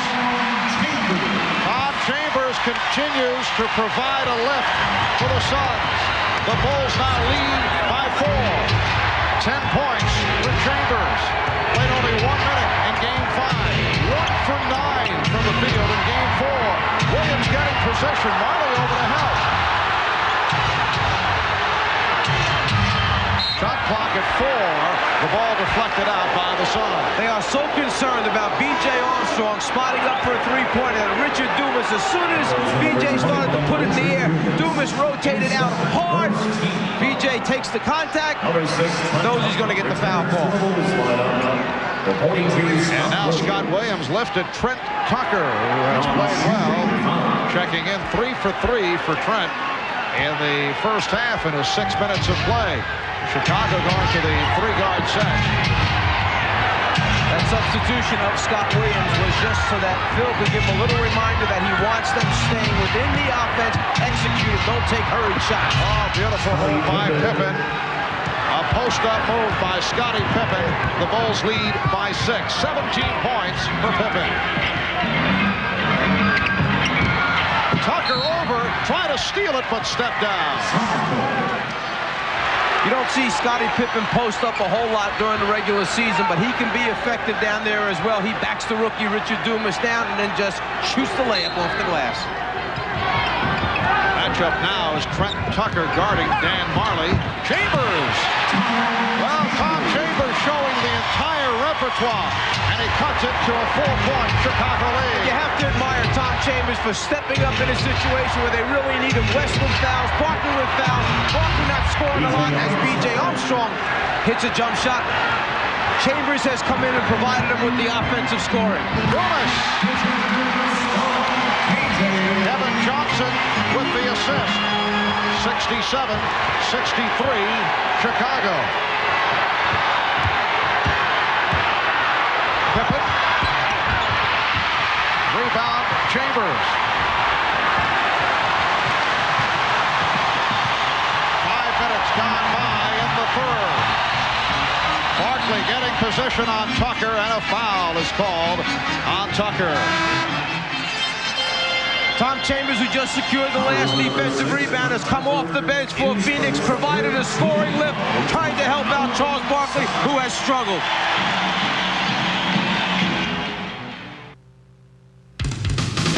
The NBA on NBC is brought to you by Mazda. Mazda, it just feels right. By Last Action Hero. Catch the fun at theaters now. And by Coors Light. The Silver Bullet is the right beer now.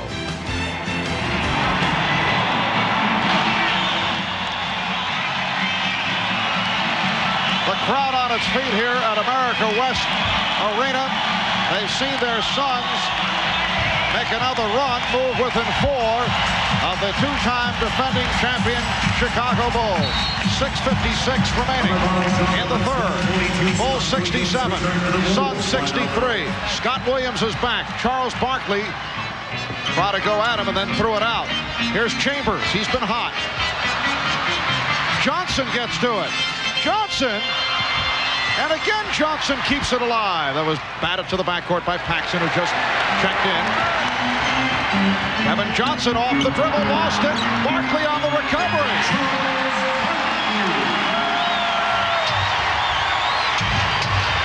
If you're saying to yourself, should Charles Barkley still be out there at this time, would you expect anything differently from Paul Westphal?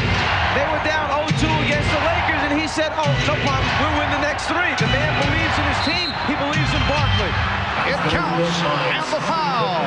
Pippen taking advantage of the mismatch on Johnson. Kevin Johnson tried to draw the charge, but it's called on Johnson. Almost a strip by BJ, but good fortune for Phoenix. It winds up in Charles's hands, who has the finish. Then they find the mismatch. KJ trying to play Pippen. KJ tries to pick up the offensive foul by falling down. He's not going to get it. Pippen goes to the line now for the free throw opportunity. Bulls by 4, and Mike, as we saw time and time again in the Bulls series against the Knicks, when Michael Jordan went quiet as he has, it has been Scottie Pippen who was able to add another dimension to his game, and Pippen has come through with a solid effort here tonight. Chambers open. Well, Tom Chambers set up beautifully the last couple of times down, but not able to convert. Paxson, yes, that's a three-pointer for John Paxson. And the Bulls 8 for 11 in the three-point department. John Paxson hit 4 from three-point range in Game 5. Chambers, he blew the stuff. Chicago leads by 7. Armstrong for 3. Oh, they are on fire from downtown. B.J. Armstrong putting on a show. 18 points for Armstrong. That's his 4th three-pointer. A double dose. This is the guy that used to start for Chicago and made so many big shots from behind the three-point line, John Paxson. This is the guy who has replaced him in the starting lineup, leads the NBA in three-point shooting. B.J. Armstrong, 2 different guys, same results. Chicago leads by 10. 5:18 left in the third. Well, Paul Westphal told Hannah Storm at halftime if the Bulls continue to hit the three-point shot as they did in the first half, it would be all over for the Phoenix Suns. Well, they have continued. They're 9 of 12 from three-point land. That ties the NBA Finals record, which was set by the Suns back in Game 3 when they were 9 for 13 in the three-point department. Kevin Johnson with a fling. Charles Barkley. So Barkley converts the funnel. The Bulls now lead 75-67 with just under 5 minutes remaining third quarter. Charles finding another way to score. He can't get it off a direct entry pass. He goes after it on the offensive board. Pippen played by Marley. Scottie Pippen leaping for the rebound, but a loose ball foul was called. It's on Pippen, his third. Charles Barkley sees KJ's a little bit off. He makes the extra effort. Scott Williams' job, keep a body on him. He doesn't do a good enough job. Charles finding a way to score, too. Frank Johnson is back. Frank Johnson, Kevin Johnson, Danny Ainge. Three-guard alignment, along with Charles Barkley and Dan Marley. That is a traveling violation. The ball goes back to the Bulls. Frank Johnson that time had a wide-open jump shot. Catch, shoot the ball if you're open. Instead, he was trying to draw the defense and get down the lane. Took a step before he put it down.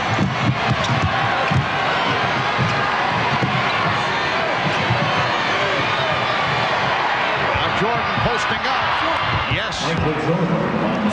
Michael Jordan, 7 of 12. He has 20 points. Coming off a quiet second quarter. Kevin Johnson defeated Charles Barkley. The Bulls 77. The Suns 69. Violation of one of Chicago's defensive rules. No middle of the floor for Kevin Johnson because bad things happen when he gets down there. Now the Suns with a 4-on-3. Bulls able to get back. Haynes going glass. It's a 6-point Chicago lead. 8 points for Haynes.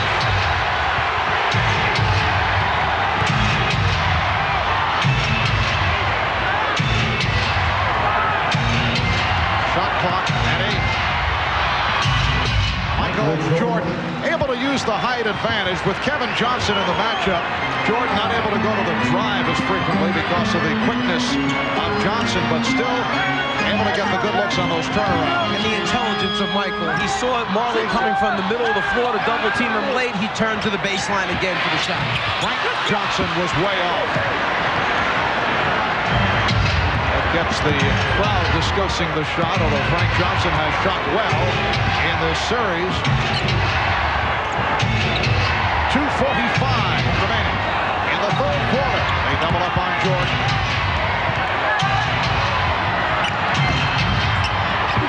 Pippen trying to draw contact, and Barkley stepped away. Does not want to pick up his 5th foul. The Bulls again lead by 10. Grant getting set to return.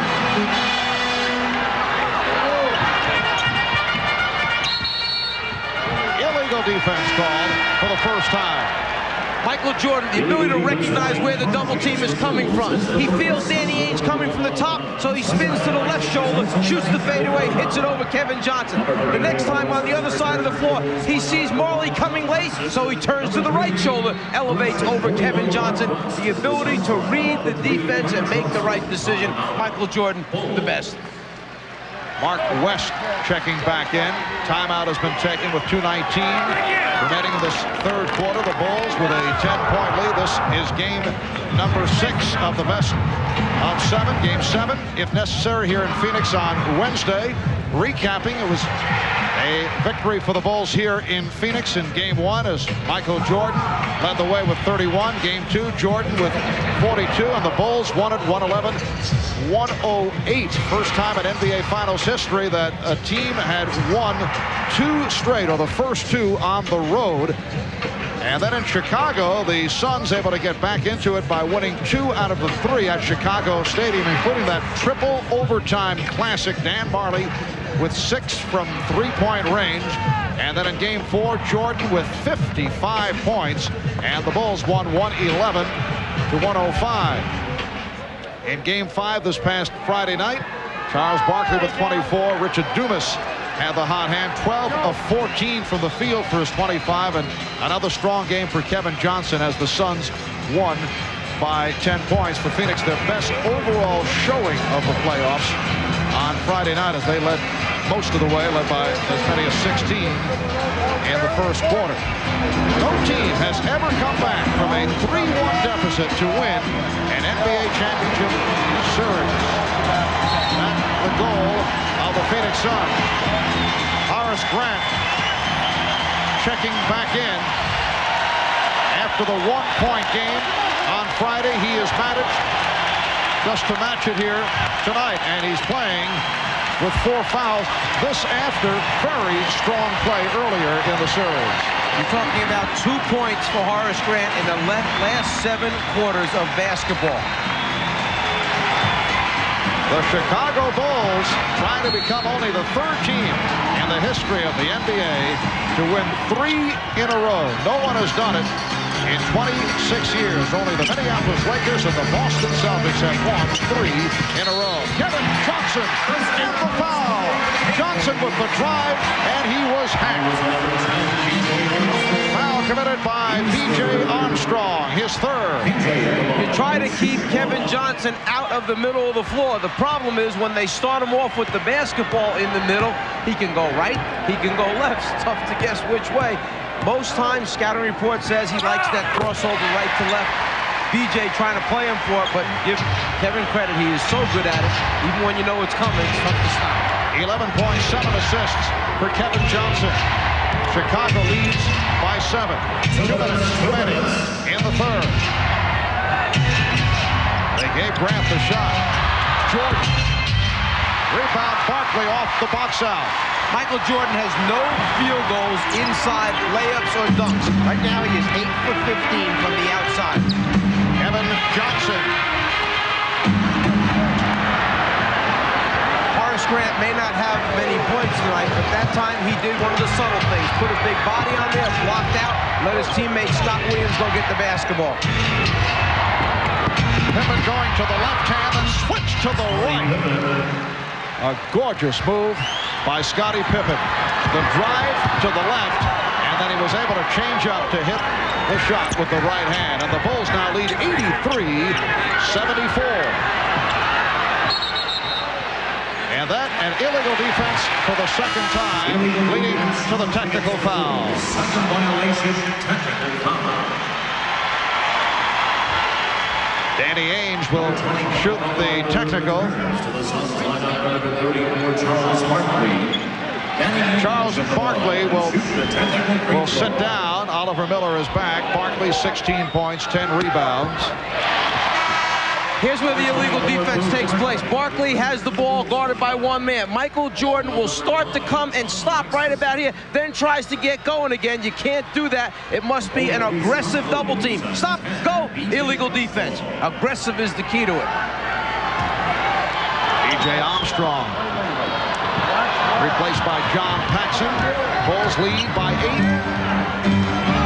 1 minute left in the third quarter. Nice lead pass. Johnson for Miller. Chicago 83 and Phoenix 77.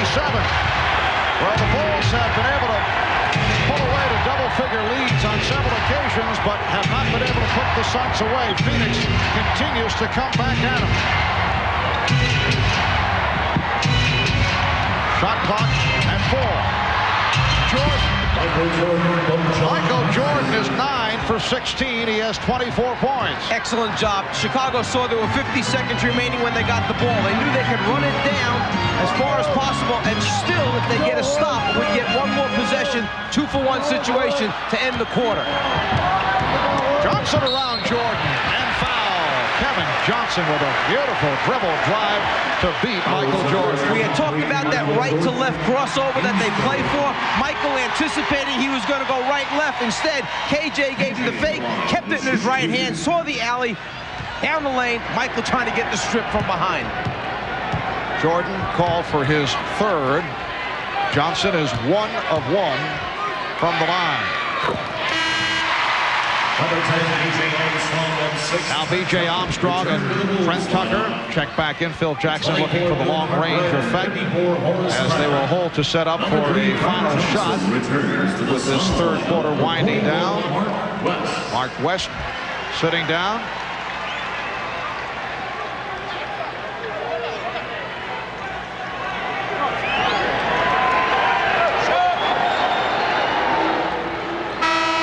Richard Dumas will come on for Oliver Miller.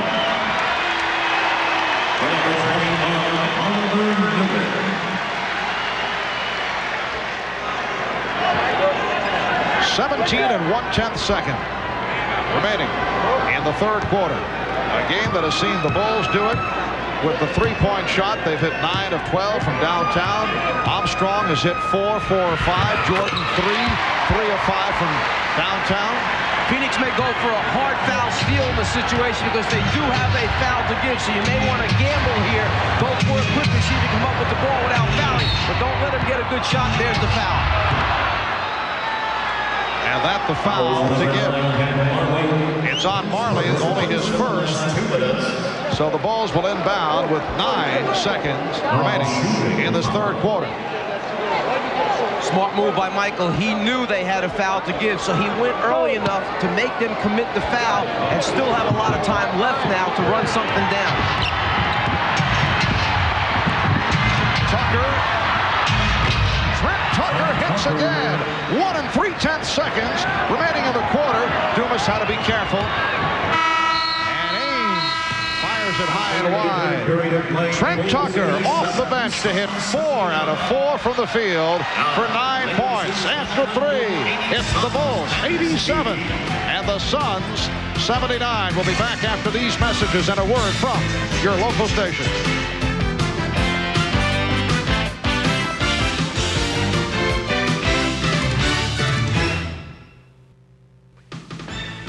This copyrighted telecast of the National Basketball Association may not be retransmitted, reproduced, or rebroadcast without the express written consent of the NBA.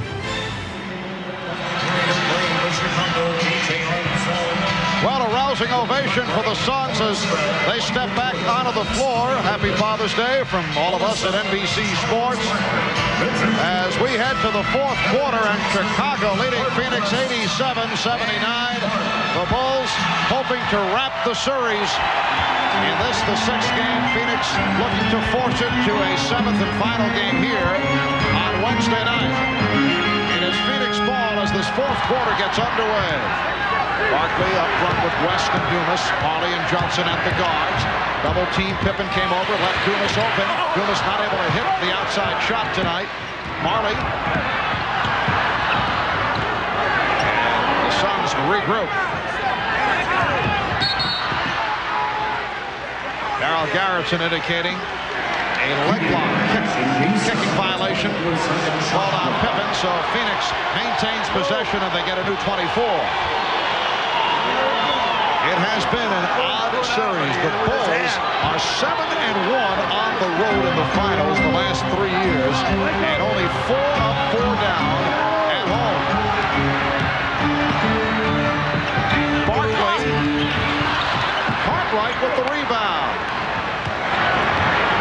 I would not be surprised to see the basketball go in Charles Barkley's hands 80-85% of the time here in this fourth quarter. Let Charles go, let him make decisions, score, pass to open teammates. Be the starter for their offense. Shot clock at 4. Pippen. Here's Jordan.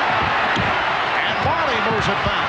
The only reason Michael shot that one is because he didn't know whether they were going to give him a reset or not on that shot attempt. He thought the shot clock may have been run down, so he was just trying to get it up there quickly. Oh, Kevin Johnson landing on his left hand as he was fouled.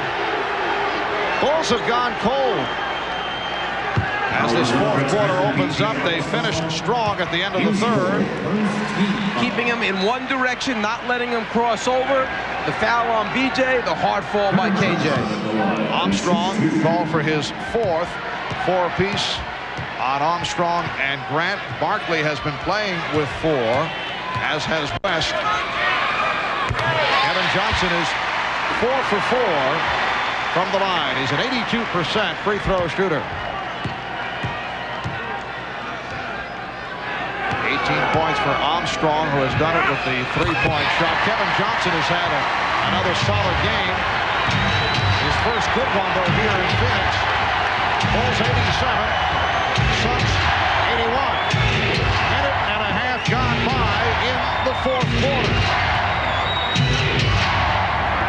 Again, it's Barkley guarding Cartwright.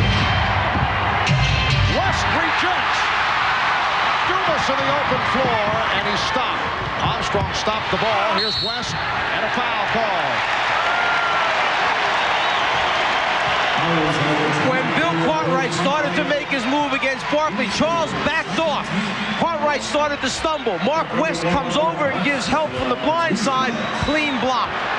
Then back at the other end, reward the guy that just made the big defensive play. Give it to West down low. Gets fouled by big Bill Cartwright. Crowd reacting to the successful free throw by Mark West, who is only a 52% foul shooter. The Bulls by 5.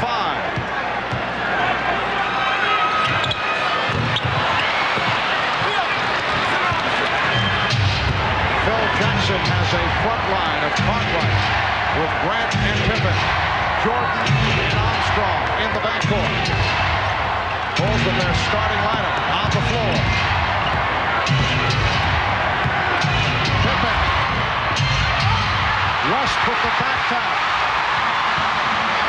Johnson accelerates. Jordan able to stay in front of him. Good job by Michael moving his feet, and then he did not give the ball back to Kevin Johnson. Barkley directs traffic. Barkley backing Grant. Barkley changed his mind. Able to convert. Barkley very fortunate that Dumas was right there, and Chicago will talk it over. The reason that Barkley was able to convert the pass is that Dumas came to meet the basketball. He shortened the pass between Barkley and the next receiver. By meeting it, it did not allow Jordan or anyone else to intercept it by shooting the gap. Danny Ainge and the rest of the Suns reacting. Phoenix has moved within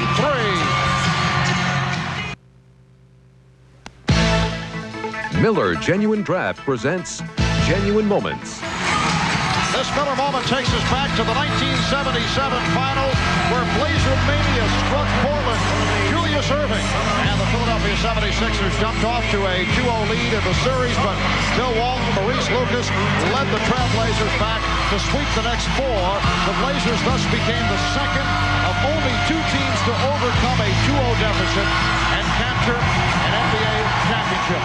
In recognition of this moment, Miller Genuine Draft will donate $1,000 to the Thurgood Marshall Scholarship Fund.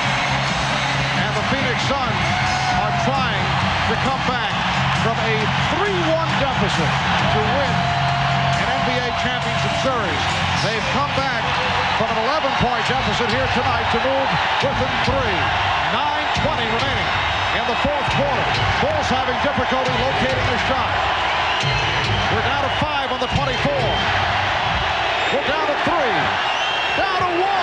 Pippen. Mike Mathis waves it off. 24-second violation.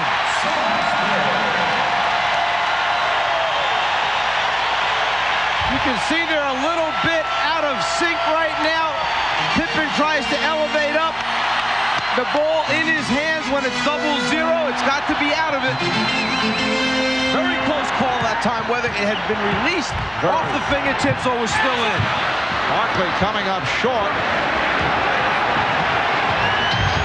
Falls back to the offense. Michael Jordan getting a rest at this point. Paxson down to 5 on the 24. Down to 3. Down to 1. It's Grant. Another excellent defensive sequence by the Suns. And it will be Phoenix back in possession. I can tell you this much. The rest that Michael Jordan is getting will be a very short rest. He's why when the shot clock is running down, Chicago gets so many good shot opportunities because he's a creator. He's a guy that makes things happen off the dribble. Barkley backing, draws a double team, forced it, West fields it, and he draws the foul. Cartwright collects his 4th. Oh, they change it. It's Horace Grant committing the foul. That is his 5th.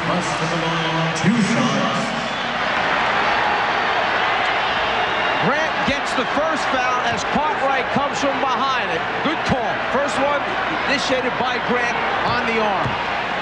Mark West, 1 of 2 from the line. Number 23, Michael Jordan. And as we mentioned earlier, a poor free throw shooter. Here's Michael Jordan back. A.J. Armstrong sitting down. The Suns are 25 and 29 from the free throw line.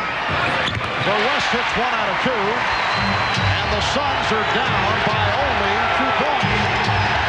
They are on their feet here in Phoenix.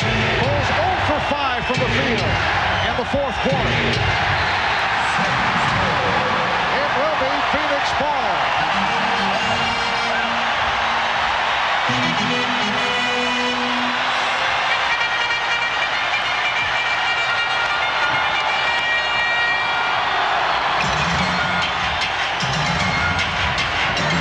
The double team on Barkley. Paxson shooting over. Barkley with the spin and a foul call.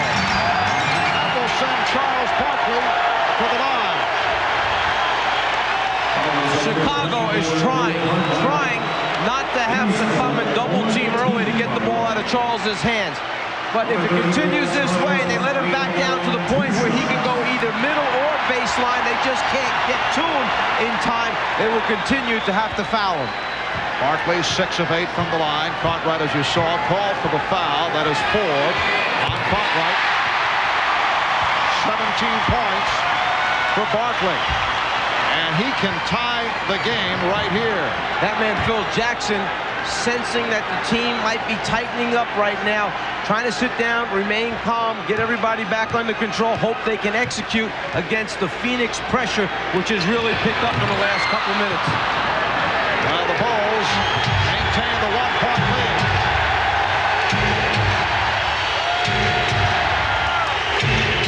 .7-0 run this quarter by the Suns. Shot clock at 5. Jordan, he's been off. Rebounded by Pippen. Paxson for 3. And Chicago will get a new 24. The Bulls in this fourth quarter are 0 for 7. You can see it, Marv. You can see that the shots are all short. They're pulling that string on the shot. This is a very, very critical stretch right here for Chicago to somehow find a way of getting an easy basket. Jordan in a one-on-one is fouled. He was trying to set up the crossover, and Marley bumped him. Well, Phil Jackson telling us before the game that he felt that the Bulls were tense in the fourth quarter in Game 5 on Friday as you watched the foul called on Marley. He felt they were short-arming from the foul line and also from the field. And we may be seeing that right here. Let's go back to what we said earlier about the temperature in the building, the tempo, the fatigue factor. Paxson passed on the shot. Pippen. Rebound Marley. The Bulls by 1. Phoenix with a chance to take the lead. West pops it out.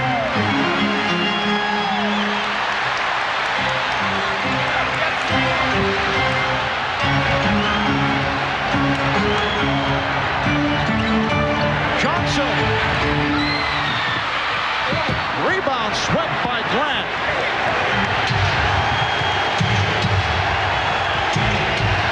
Bulls 0 for 8 in this fourth quarter. Jordan for Grant. He lost the handle.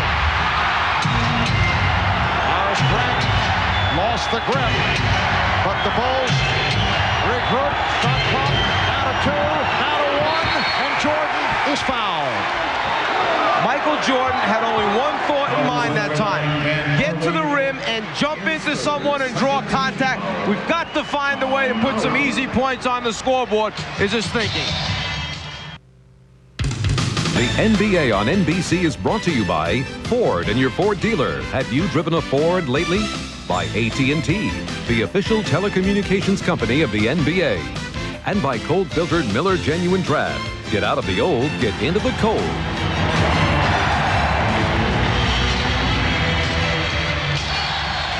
Well, the Gorilla leading the Cheers here in Phoenix with 5:51 remaining in this fourth quarter. Horace Grant missing the easy opportunity, lost the grip on the ball.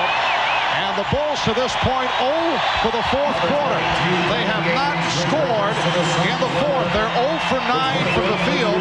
Suns not burning it up 1 for 7, but they've managed to hit on foul shots, so they've outscored Chicago 7-0. And Michael Jordan to the line.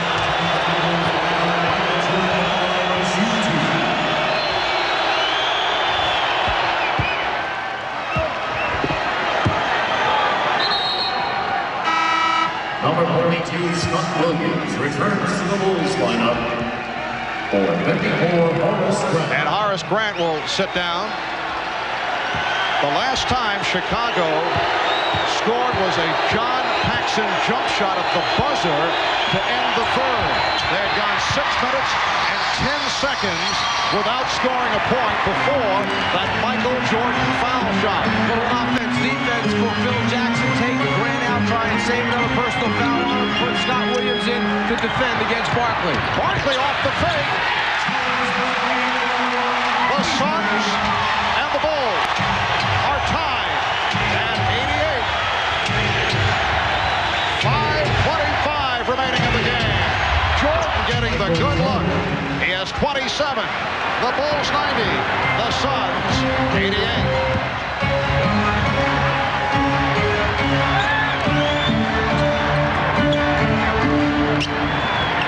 Marley for three. Yes.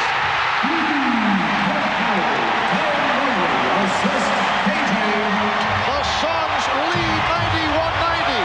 First time they've led since early when they were up by the score of 16-14. Just under 5 minutes remaining in the fourth. Here is Jordan. Yes. Michael Jordan answers. The Bulls 92 and the Suns 91. You saw Phil Jackson talking to Paxson. I've got a feeling that he's anticipating Phoenix sees Michael heating up. They're going to go double a little earlier. He wants shooters in the spot-up areas that can break their back if they go and double Michael. Scott Williams jumps out on a switch. Shot clock at 5. Barnett for three. Back tap by Barkley. Ames. Rebound West. Rebound. Phoenix 93. Chicago 92.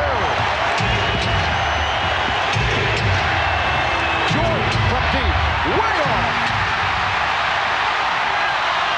Marley met by Armstrong on a switch. Just under 4 minutes remaining in the game. Barkley stepping up for the jumper. Marley with the tip.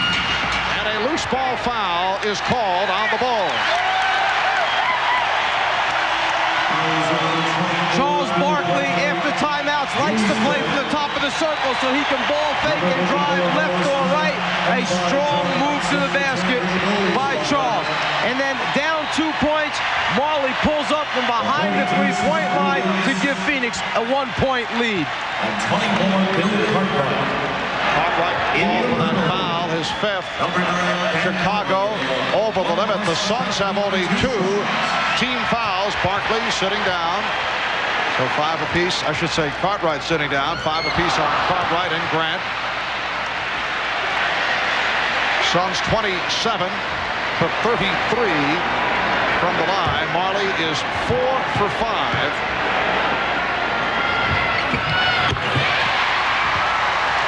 Phoenix 94. Chicago 92. The Suns with the season on the line, hoping to send it to a 7th game here on Wednesday. 10 of defense.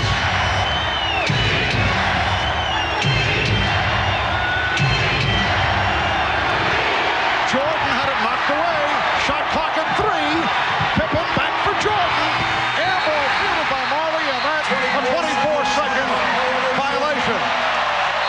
And Michael Jordan has been out of sync in the second half. Jordan gets down on the low post again, but the quick hand of KJ strips him of the ball. Now it's a matter of can he get it up before the clock runs out. In his haste, Michael shoots it over the top. 24-second violation. Timeout called by Chicago.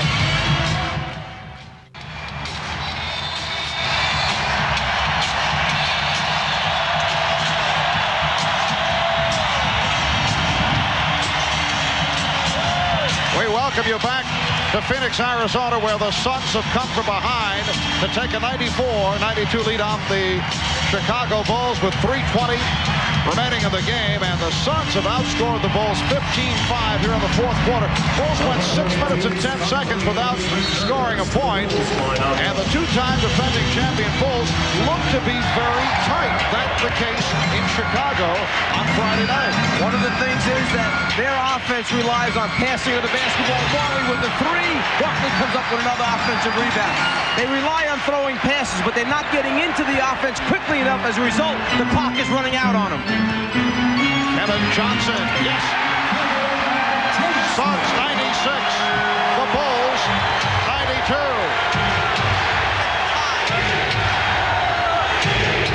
Scott Williams tied up. Or fouled. Let's see. It is a foul. It is number 5 on Barkley. Try to keep Kevin Johnson out of the middle of the lane. One of the rules of the Chicago Bulls, sometimes easier said than done. Charles trying for the jump ball situation. Instead, foul is called. 5 on Barkley with much time remaining. 2:45. They double up on Jordan. Here is Jordan. Yes. Michael Jordan cuts it to a 2-point Phoenix lead. 31 for Jordan. Is there any doubt where they want the basketball to go? You got to rely on the guy that can put the money in the bank for you. Armstrong called for that reach-in. Michael Jordan took the first double team, kicked it back outside. Then they go right back into him again. He knows that he's got time if he turns quickly to get it up over Kevin Johnson before Marley can return and trap him again. 5 fouls apiece on Armstrong, Grant, and Cartwright. Kevin Johnson to the foul line. He's 5 out of 5 from the line. He's an 82% free throw shooter. Kevin Johnson coming up strong once again. 17 points and 10 assists. And they are chanting KJ. 2:23 remaining, fourth quarter.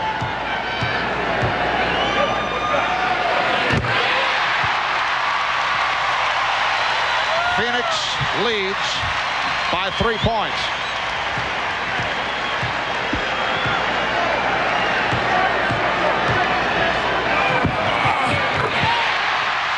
The Suns, 98. The Bulls, 94.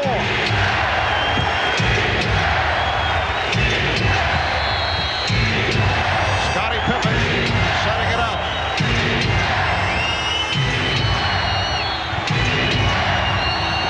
Shot clock at 5. 3 on the 24. 2, 1. It's another 24-second violation. Bulls offense is completely out of sync. It's a classic case of the defense of Phoenix not allowing the guards to handle the basketball, BJ and Paxson to get him into their offense. As a result, Pippen's brought it down the floor the last couple times and not getting into their offense until 11 or 10 left on the 24-second clock. Then there's just not a lot of time to run the intricate cuts and patterns that they're used to running. Suns with the ball and a 4-point lead. Barkley backing in. Rebound West. And a loose ball foul is called on West. He's called for a push. That is 5 on West. For the Suns, their 4th team foul, so the Bulls will not go to the line. When the shot goes up, West fighting for position, hooks Horace Grant. No question about it, there's a foul as he follows it up for a tip-in. Timeout taken, minute 46 remaining of the game. When we come back, it will be Chicago ball. Chicago at one point led by as many as 11. Chicago with only 7 points in the fourth quarter, outscored by Phoenix 19-7. The Bulls shooting 3 of 15 here in the fourth. Michael Jordan has all 7 Bulls points.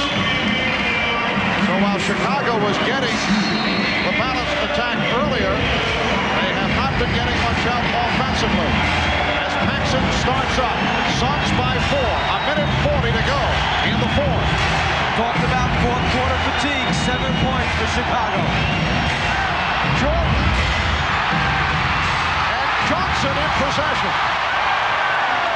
Now Phoenix, I would think, would want to play the clock a bit here.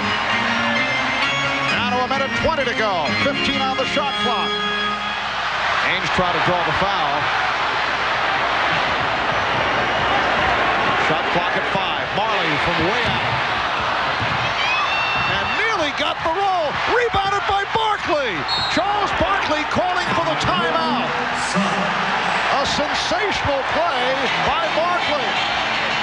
That rebound was number 17 for Charles Barkley. Barkley, that's what he's told his coach he was going to do before the game. I'm getting you 17. He certainly has to work hard to get this one. The ball almost bounces in. The presence, the call, timeout before the turnover takes place. That's the second time he's been able to call a timeout while in flight. Paul Westphal enjoying it. Charles Barkley with a 17th rebound, and it was an enormous one.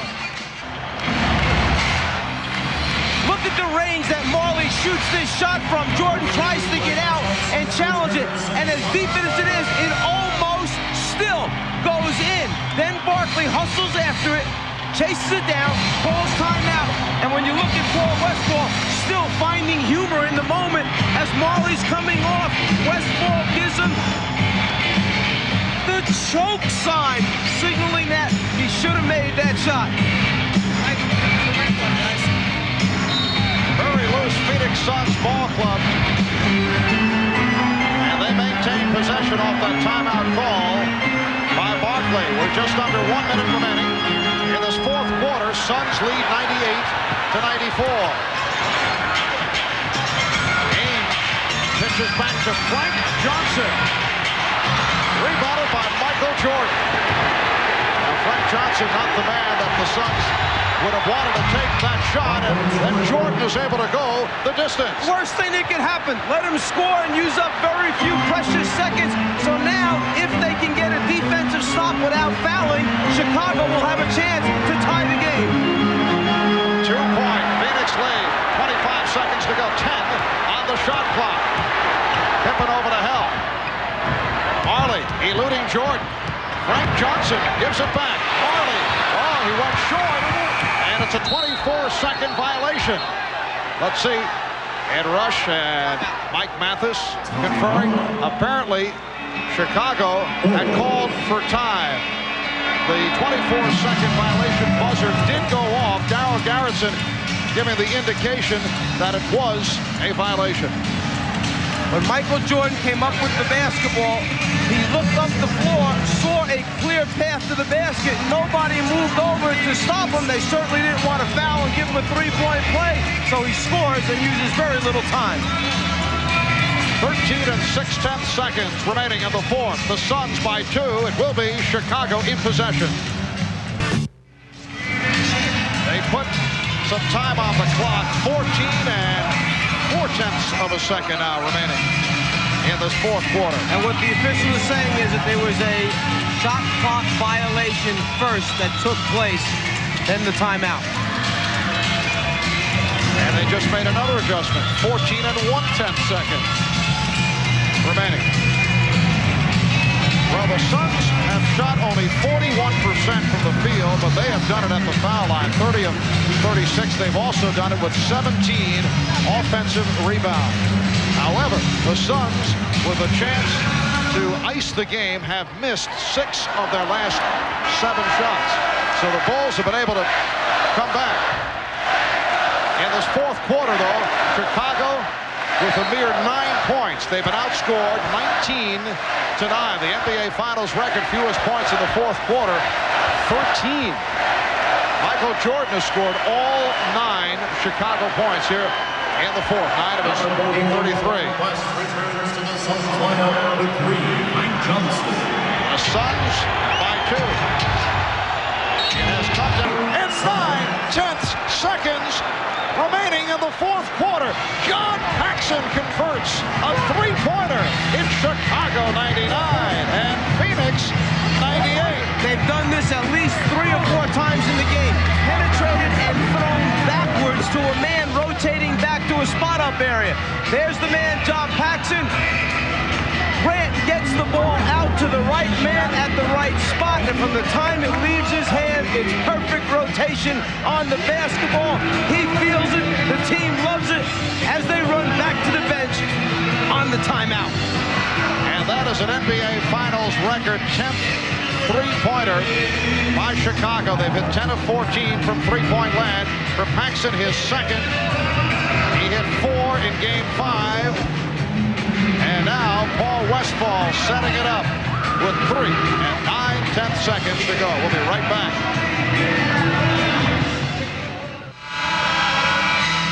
for the Chicago Bulls right here. The only points scored by anyone aside from Michael Jordan as they kick it back out to John Paxson. The field goal by Paxson from three-point land, the only points in the fourth quarter by a Bull aside from Jordan. And the Bulls lead by 1. Remember, 3.9 seconds remaining is a lot of time. Chicago has a delay of game to use, so they may try and let Scott Williams run over the sideline to get a look at this play, expose it so they know how better to defend it. Plenty of time for Phoenix to put it on the floor. Take it to the basket, create a shot either for the dribbler or someone else spotting up. And a 20-second timeout was taken by Chicago. So the Bulls checked it out, and we'll talk about the defensive scheme. The Bulls have 1 full timeout remaining. The Suns have a 20 left. The Bulls are over the foul limit.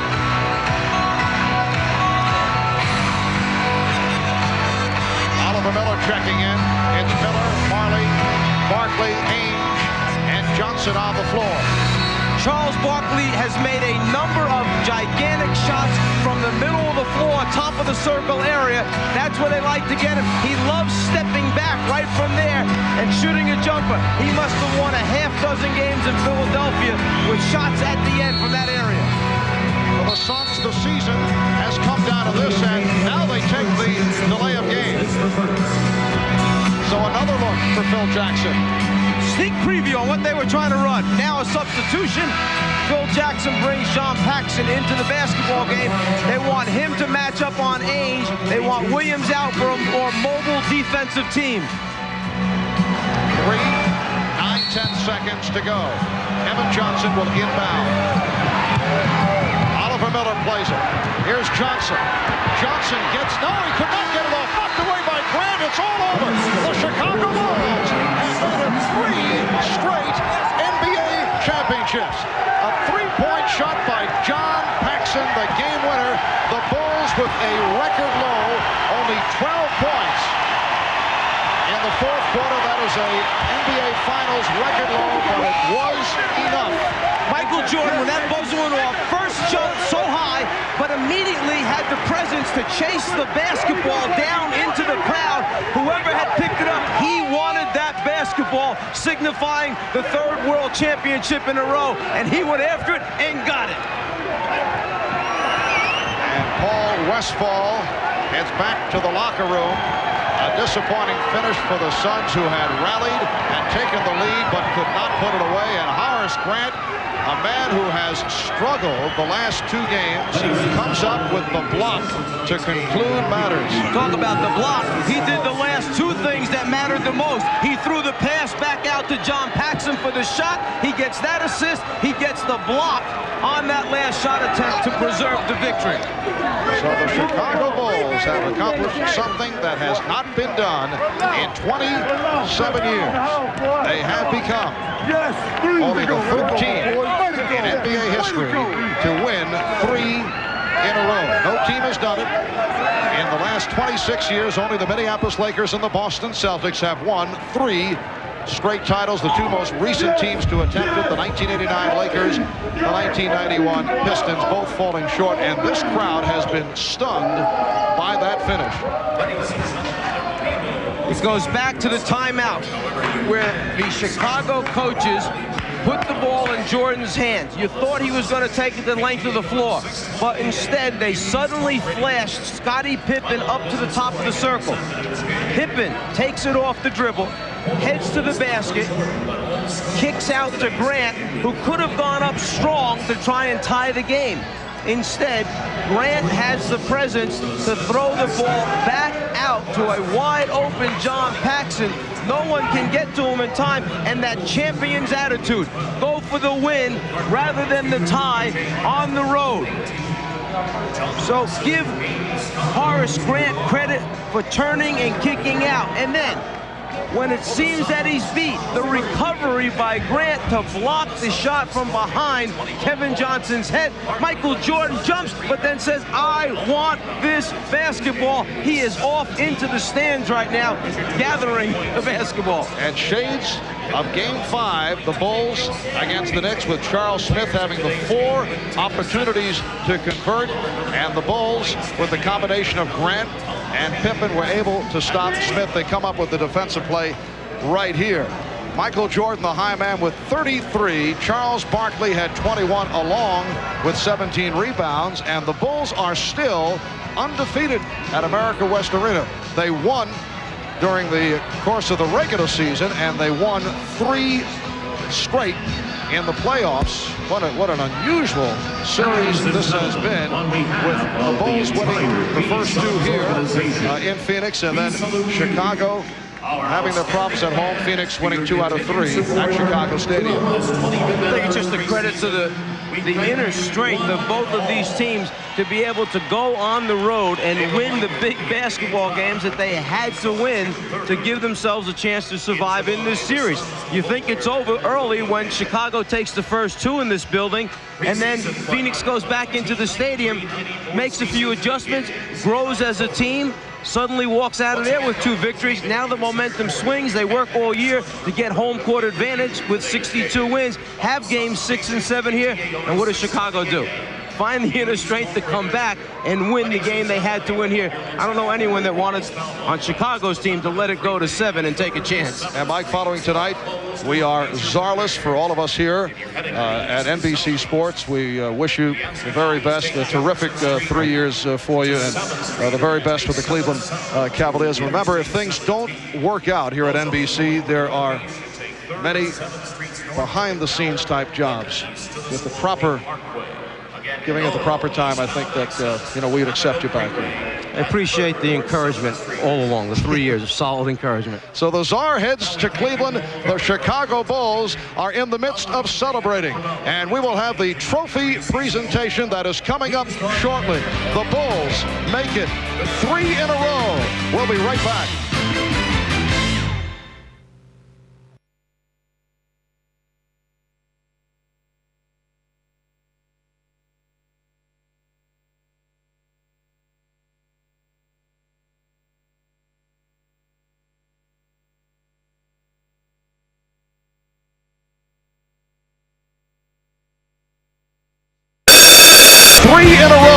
We'll be right back.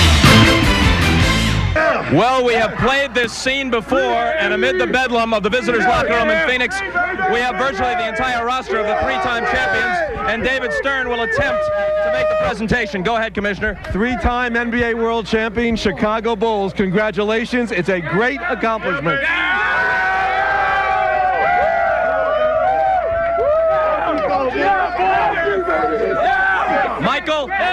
Michael will allow you to speak first on behalf of your teammates. Well, I think everybody put their effort out there. You know, from Corey Williams to Ed Neal, all the guys that were going to injury reserve. You know, this is a hard-fought three-peat. You know what I mean? It took a lot of work. A lot of times it looked kind of dim, but we stuck in there. We hung together as a team, and you know, this is the reward of what the hard work does for you. Thank you. The crowd here kind of blocks us from seeing the monitor. We'll try, but until Pax's winning three-pointer, you had all the points for the Bulls in the fourth quarter. I knew Pax was going to make that. I just knew it whenever he got it. It was a great draw in. And, you know, for my part, I just try to do whatever I can. I hope you enjoy it, Bob. It feels good. Way to go, Pax. A couple of years ago, you scored 10 points on clutch jumpers in Los Angeles and what turned out to be the winner. You had a big fourth quarter against Portland as well in the 6th game last year, and now the shot that wins the championship. Yeah, this is a dream. What can I say? Maybe we were the ones destined to win after all. What a great feeling. I can't describe what I feel. Before we continue, Michael, I know you want to jump down. This has been in many ways your year with the Dream Team and with the certification in the minds of most now as the greatest to ever play the game. A final thought on what this means to you and your team. Well, I think it means a lot to us. I mean, because we make history. Very few teams have done this. You know, especially when so much parity in the league right now, it's a major accomplishment for the franchise and for the team. And, you know, for me personally, you know, I think it was something that I was looking forward to separate myself from Magic and Bird. They never did it, and I did it. So that makes me, you know, feel special, I believe it. Congratulations. Thanks. All right, let's go back to Pax. When it left your hand, your thoughts? I mean, you had the stroke going, no doubt about it. I don't know. I mean, that's instinct. You catch and you shoot. I've done it hundreds of thousands of times in my life. So Horace gave me a good pass. We struggled that fourth quarter. I'm just glad I could do something about it. You were spotting up the whole play. That was obvious. You just went to that spot. Right. I was going to stay behind the three-point line in case something happened, and the ball just fell into Horace's hands. I got it. Unbelievable. I'm glad Chicago's got a third one. We're a city of champions. Congratulations, Thank you, Sean. Bob. I appreciate it. All right, we'll be back and we'll talk with Phil Jackson. Oh, wait, Michael has an additional thought. Go ahead. This is for Jasmine, my sweet little daughter. Who you with? Happy birthday, Jazz! And happy Father's Day to Michael Jordan. Everybody in there. All right, Trent Tucker's here, Darrell Walker, Horace Grant, Bill Cartwright, Scottie Pippen. We'll talk with the coach, Phil Jackson. But first, let's go over to the Phoenix locker room. Paul Westphal is with Hannah Storm. Coach, a great effort by your team, and you came so close to taking this to a seventh game. Can you describe what happened on the final play when John Paxson sunk the three-pointer? Well, it was just a spread court situation. They tried to take it to the basket, and Mark West had to leave Horace Grant to go help on the penetration, and Danny Ainge thought that he might be able to pick the pass off. And instead of throwing it to Grant, he turned and passed it back to Pippen, who was wide open. I mean, back to Paxson, who was wide open. Seemed like that ball was in the air for about an hour, and he made the shot. It's a great shot. You got to give him credit. It is something every kid dreams about, and John Paxson got to live that dream out. Coach, what about the dreams of your team? I know that they are very disappointed. What did you tell them after the loss? Well, I wasn't real articulate. I just told them that I was very proud of them, that they gave me everything that they had, and that they lost to a great team. Thanks, Coach. Congratulations on a great season in your first year. And we'll see you next year. Okay. Bob? All right, thank you, Hannah. We just heard Paul Westphal say, Phil, we lost to a great team. I think it was better, for history's sake, now that you got it, that they proved to be such a stern test. Well, we never could get a hold of this basketball club. You know, we've always been able to defend and somebody put the claws on them and hold them down. We couldn't hold this team down. They found ways to squiggle out, and they came back at you all the time. We had a nice lead. All of a sudden, their defense took over in the fourth quarter. We were so fortunate to come out of that game with an opportunity to win. You know, you scored 12 points in the fourth quarter. That's the lowest fourth quarter in a final since the advent of the 24-second clock, and you got away with it. Isn't that amazing? We got away in one. We had 5 points with 3-something left on the clock. I told the guys, we'll find a way to win. We'll get this thing over. If you'll play defense, we'll do it. And they did it. It's great. How tough was this year for you with Michael and Scottie coming off the dream team, guys tired, perhaps mentally as well as physically? Well, we submitted a record for the fact that we wanted guys healthy in the playoffs, and it worked for us. And when you got Scottie and Michael and Horace and the guys that have played together as a crew, you got a great chance to win the playoffs. Those are great guys to coach, regardless of the energy level. We might have coasted a little bit this year, but we had to, and we got away with it. We came into the playoffs full bore, ready to go. I know talk about all-time great teams is a parlor game, but you played on one of them in the Knicks and against great teams of that era, and you've coached one of them and against them, so you have a good perspective. Where does this club rank? Well, with Michael Jordan, you just step above everybody else because he's got such a will to win. He's so competitive. He helps everybody out to the nth degree, and that's what makes this team very, very special. Is they've got a leader that's a great competitor. They've got some great veterans like a Paxson, a Bill, and Horace and Scottie that fit together well. And BJ came on this year, and some guys off the bench that play their role.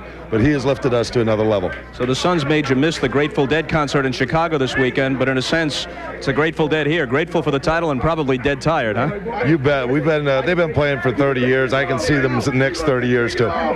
Congratulations, Phil. Thanks, Bob. Okay, let's turn here to Horace Grant.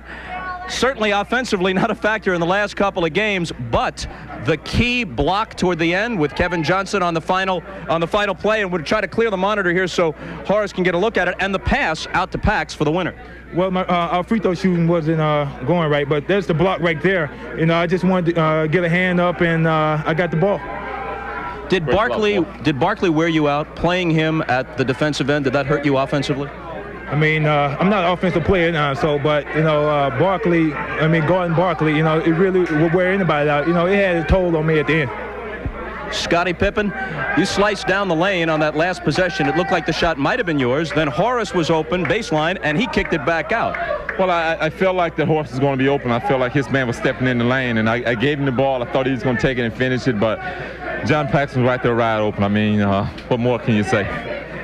No one can ever be the #1 guy on this team except Michael Jordan, but in 2 consecutive clinchers, the fourth quarter against Portland in Game 6 last year in Chicago, and here with the 23 points on the 12 boards, you have made a key contribution, and in the Knicks series, you came up big when it was needed. So you've established yourself at a certain level. Our main focus is to go out and play hard and play our game and do what you can do on the court. Mike is going to be Michael. Mike is going to get his 40, 50 points, but the rest of us contributed. We can do what we accomplished today. And tell me the truth, did we just win 3? You just won 3. Got to ask you one last thing. Barkley was really woofing at you. What was being said? Well, he was talking trash, telling me, you guys going to be here to win. Steve, you guys going to be here to win. So you want to come over for dinner. So I'm going to invite him to Chicago for dinner. Chicago! Let's turn to Bill Cartwright. At age 35, now the 3rd in a row, they must become more and more precious because the sand is moving through the hourglass. Oh, no question. It's just unbelievable. A lot of pressure on us to win, to get it done. They're really kind of loose. And I tell you, it was just unbelievable effort. Huge shot by Pax to get it done.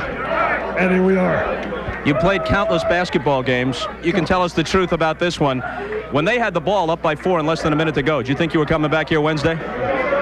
There was a little doubt, but, you know, anytime you have Michael Jordan, Scottie Pippen, and Pax was shooting the tar of the basketball, we got a big chance. So this was a huge game for us and for me. And I'm thrilled to death. I want to say hello to my boys back home and my daughter, Kristen. And a happy Father's Day as Will Perdue does the dowsing of Bill Cartwright. Let's go over to the other side. Much different atmosphere. KJ with Hannah Storm.